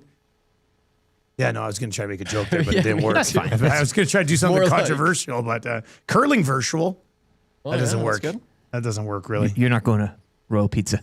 No, I'm not going to win today. Oh, here's a good chance for Czechia. Oh, wow. Uh-oh. Oh, they scored. Uh-oh. Oh, no. 1-1. Silence in the studio. That's what I'm saying, man. Who was that? Sedlak? It was Sedlak. It was a nice play. It's just scaring me. It was like kind of a broken 3-on-2 from what I saw. and they threw it across. I don't know if Sedlak got it cleanly or if it bounced off of something. Felt like it was a bounce. Well, let's see here. So broken up, good read there.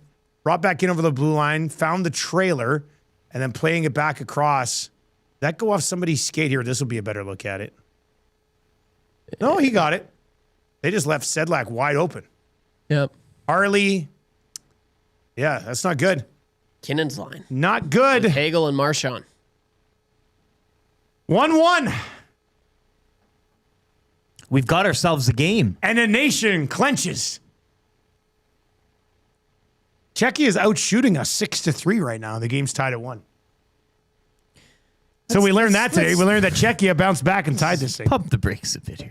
We learned that our resort obviously has a small movie theater apparently. Just a little, that's little what we learned. area. Yeah, outside of that, I didn't learn much. I learned that terms of SPF advice. 30 should be good enough, even though my wife said it wasn't. Maybe. I learned that the odds of us getting kidnapped in Mexico are pretty slim. So that's good. Learned that Jamie McClennon is in Vancouver for the WHL Prospects game, but still joined us And did bright not and early on go the to show the Roxy today. last night. And he did not go to the Roxy last night, but we accused him of saying that's exactly what somebody who went to the Roxy would say. Well, he brought it up. So I don't know if we can trust you on that. And we learned that Germany got smoked by Slovakia Tom. today. Harley and McCarr look like Oh! Jeez, Hot take from Gazzola. Harley and McCarr look like Ekholm and Bouchard. Ooh. That's not good. More of that coming up in the hangout. Yeah, Kberg14 says, who's going to be on the show next week? We're going to have Hernan and Gager going to take over mornings when we're in Mexico next week. Yeah. And those guys will be great because they're hilarious and you'll really like that show. Should be a lot of fun. All right, let's get to your sound of the day today. Yeah. Yeah, we got to get back to the guy. What was his name again? Cronin? Yeah, Mike Cronin.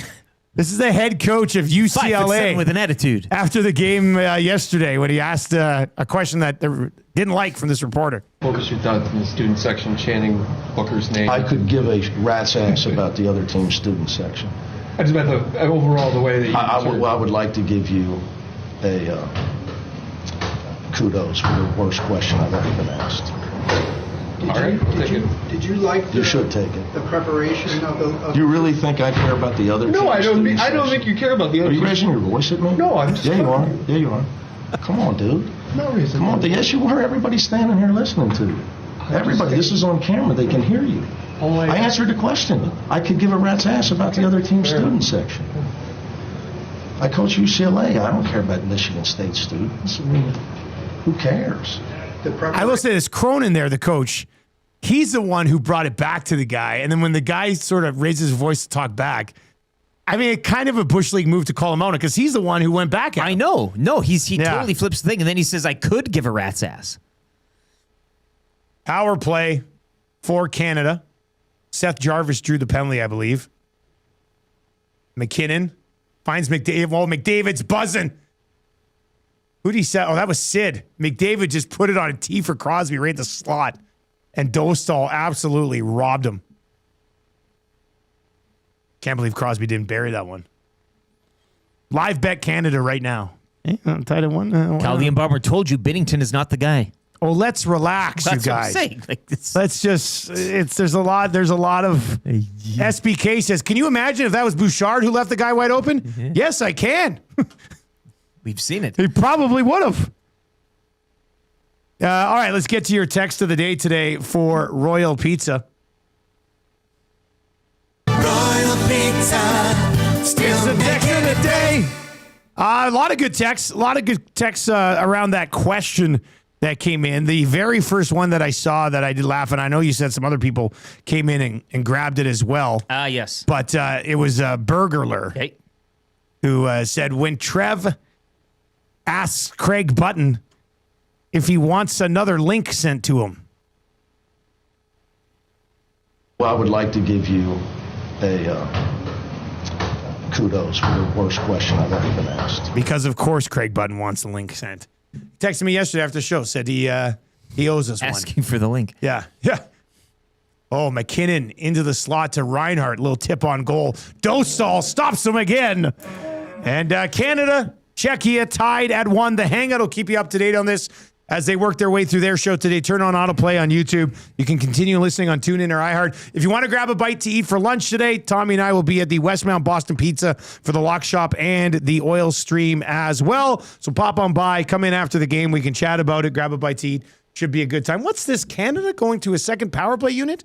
Teams have those? For YouTube, Trev and Eric Holt. Who? I'm Dustin Nielsen. We're going to get you back to classic rock over on 95.7 Cruise FM. What's coming up on Cruise? Our Lady Peace. Is anybody home? That's coming up next. Fun continues all day on TuneIn, iHeart, EdmontonSportsTalk.com, and YouTube. Take it easy.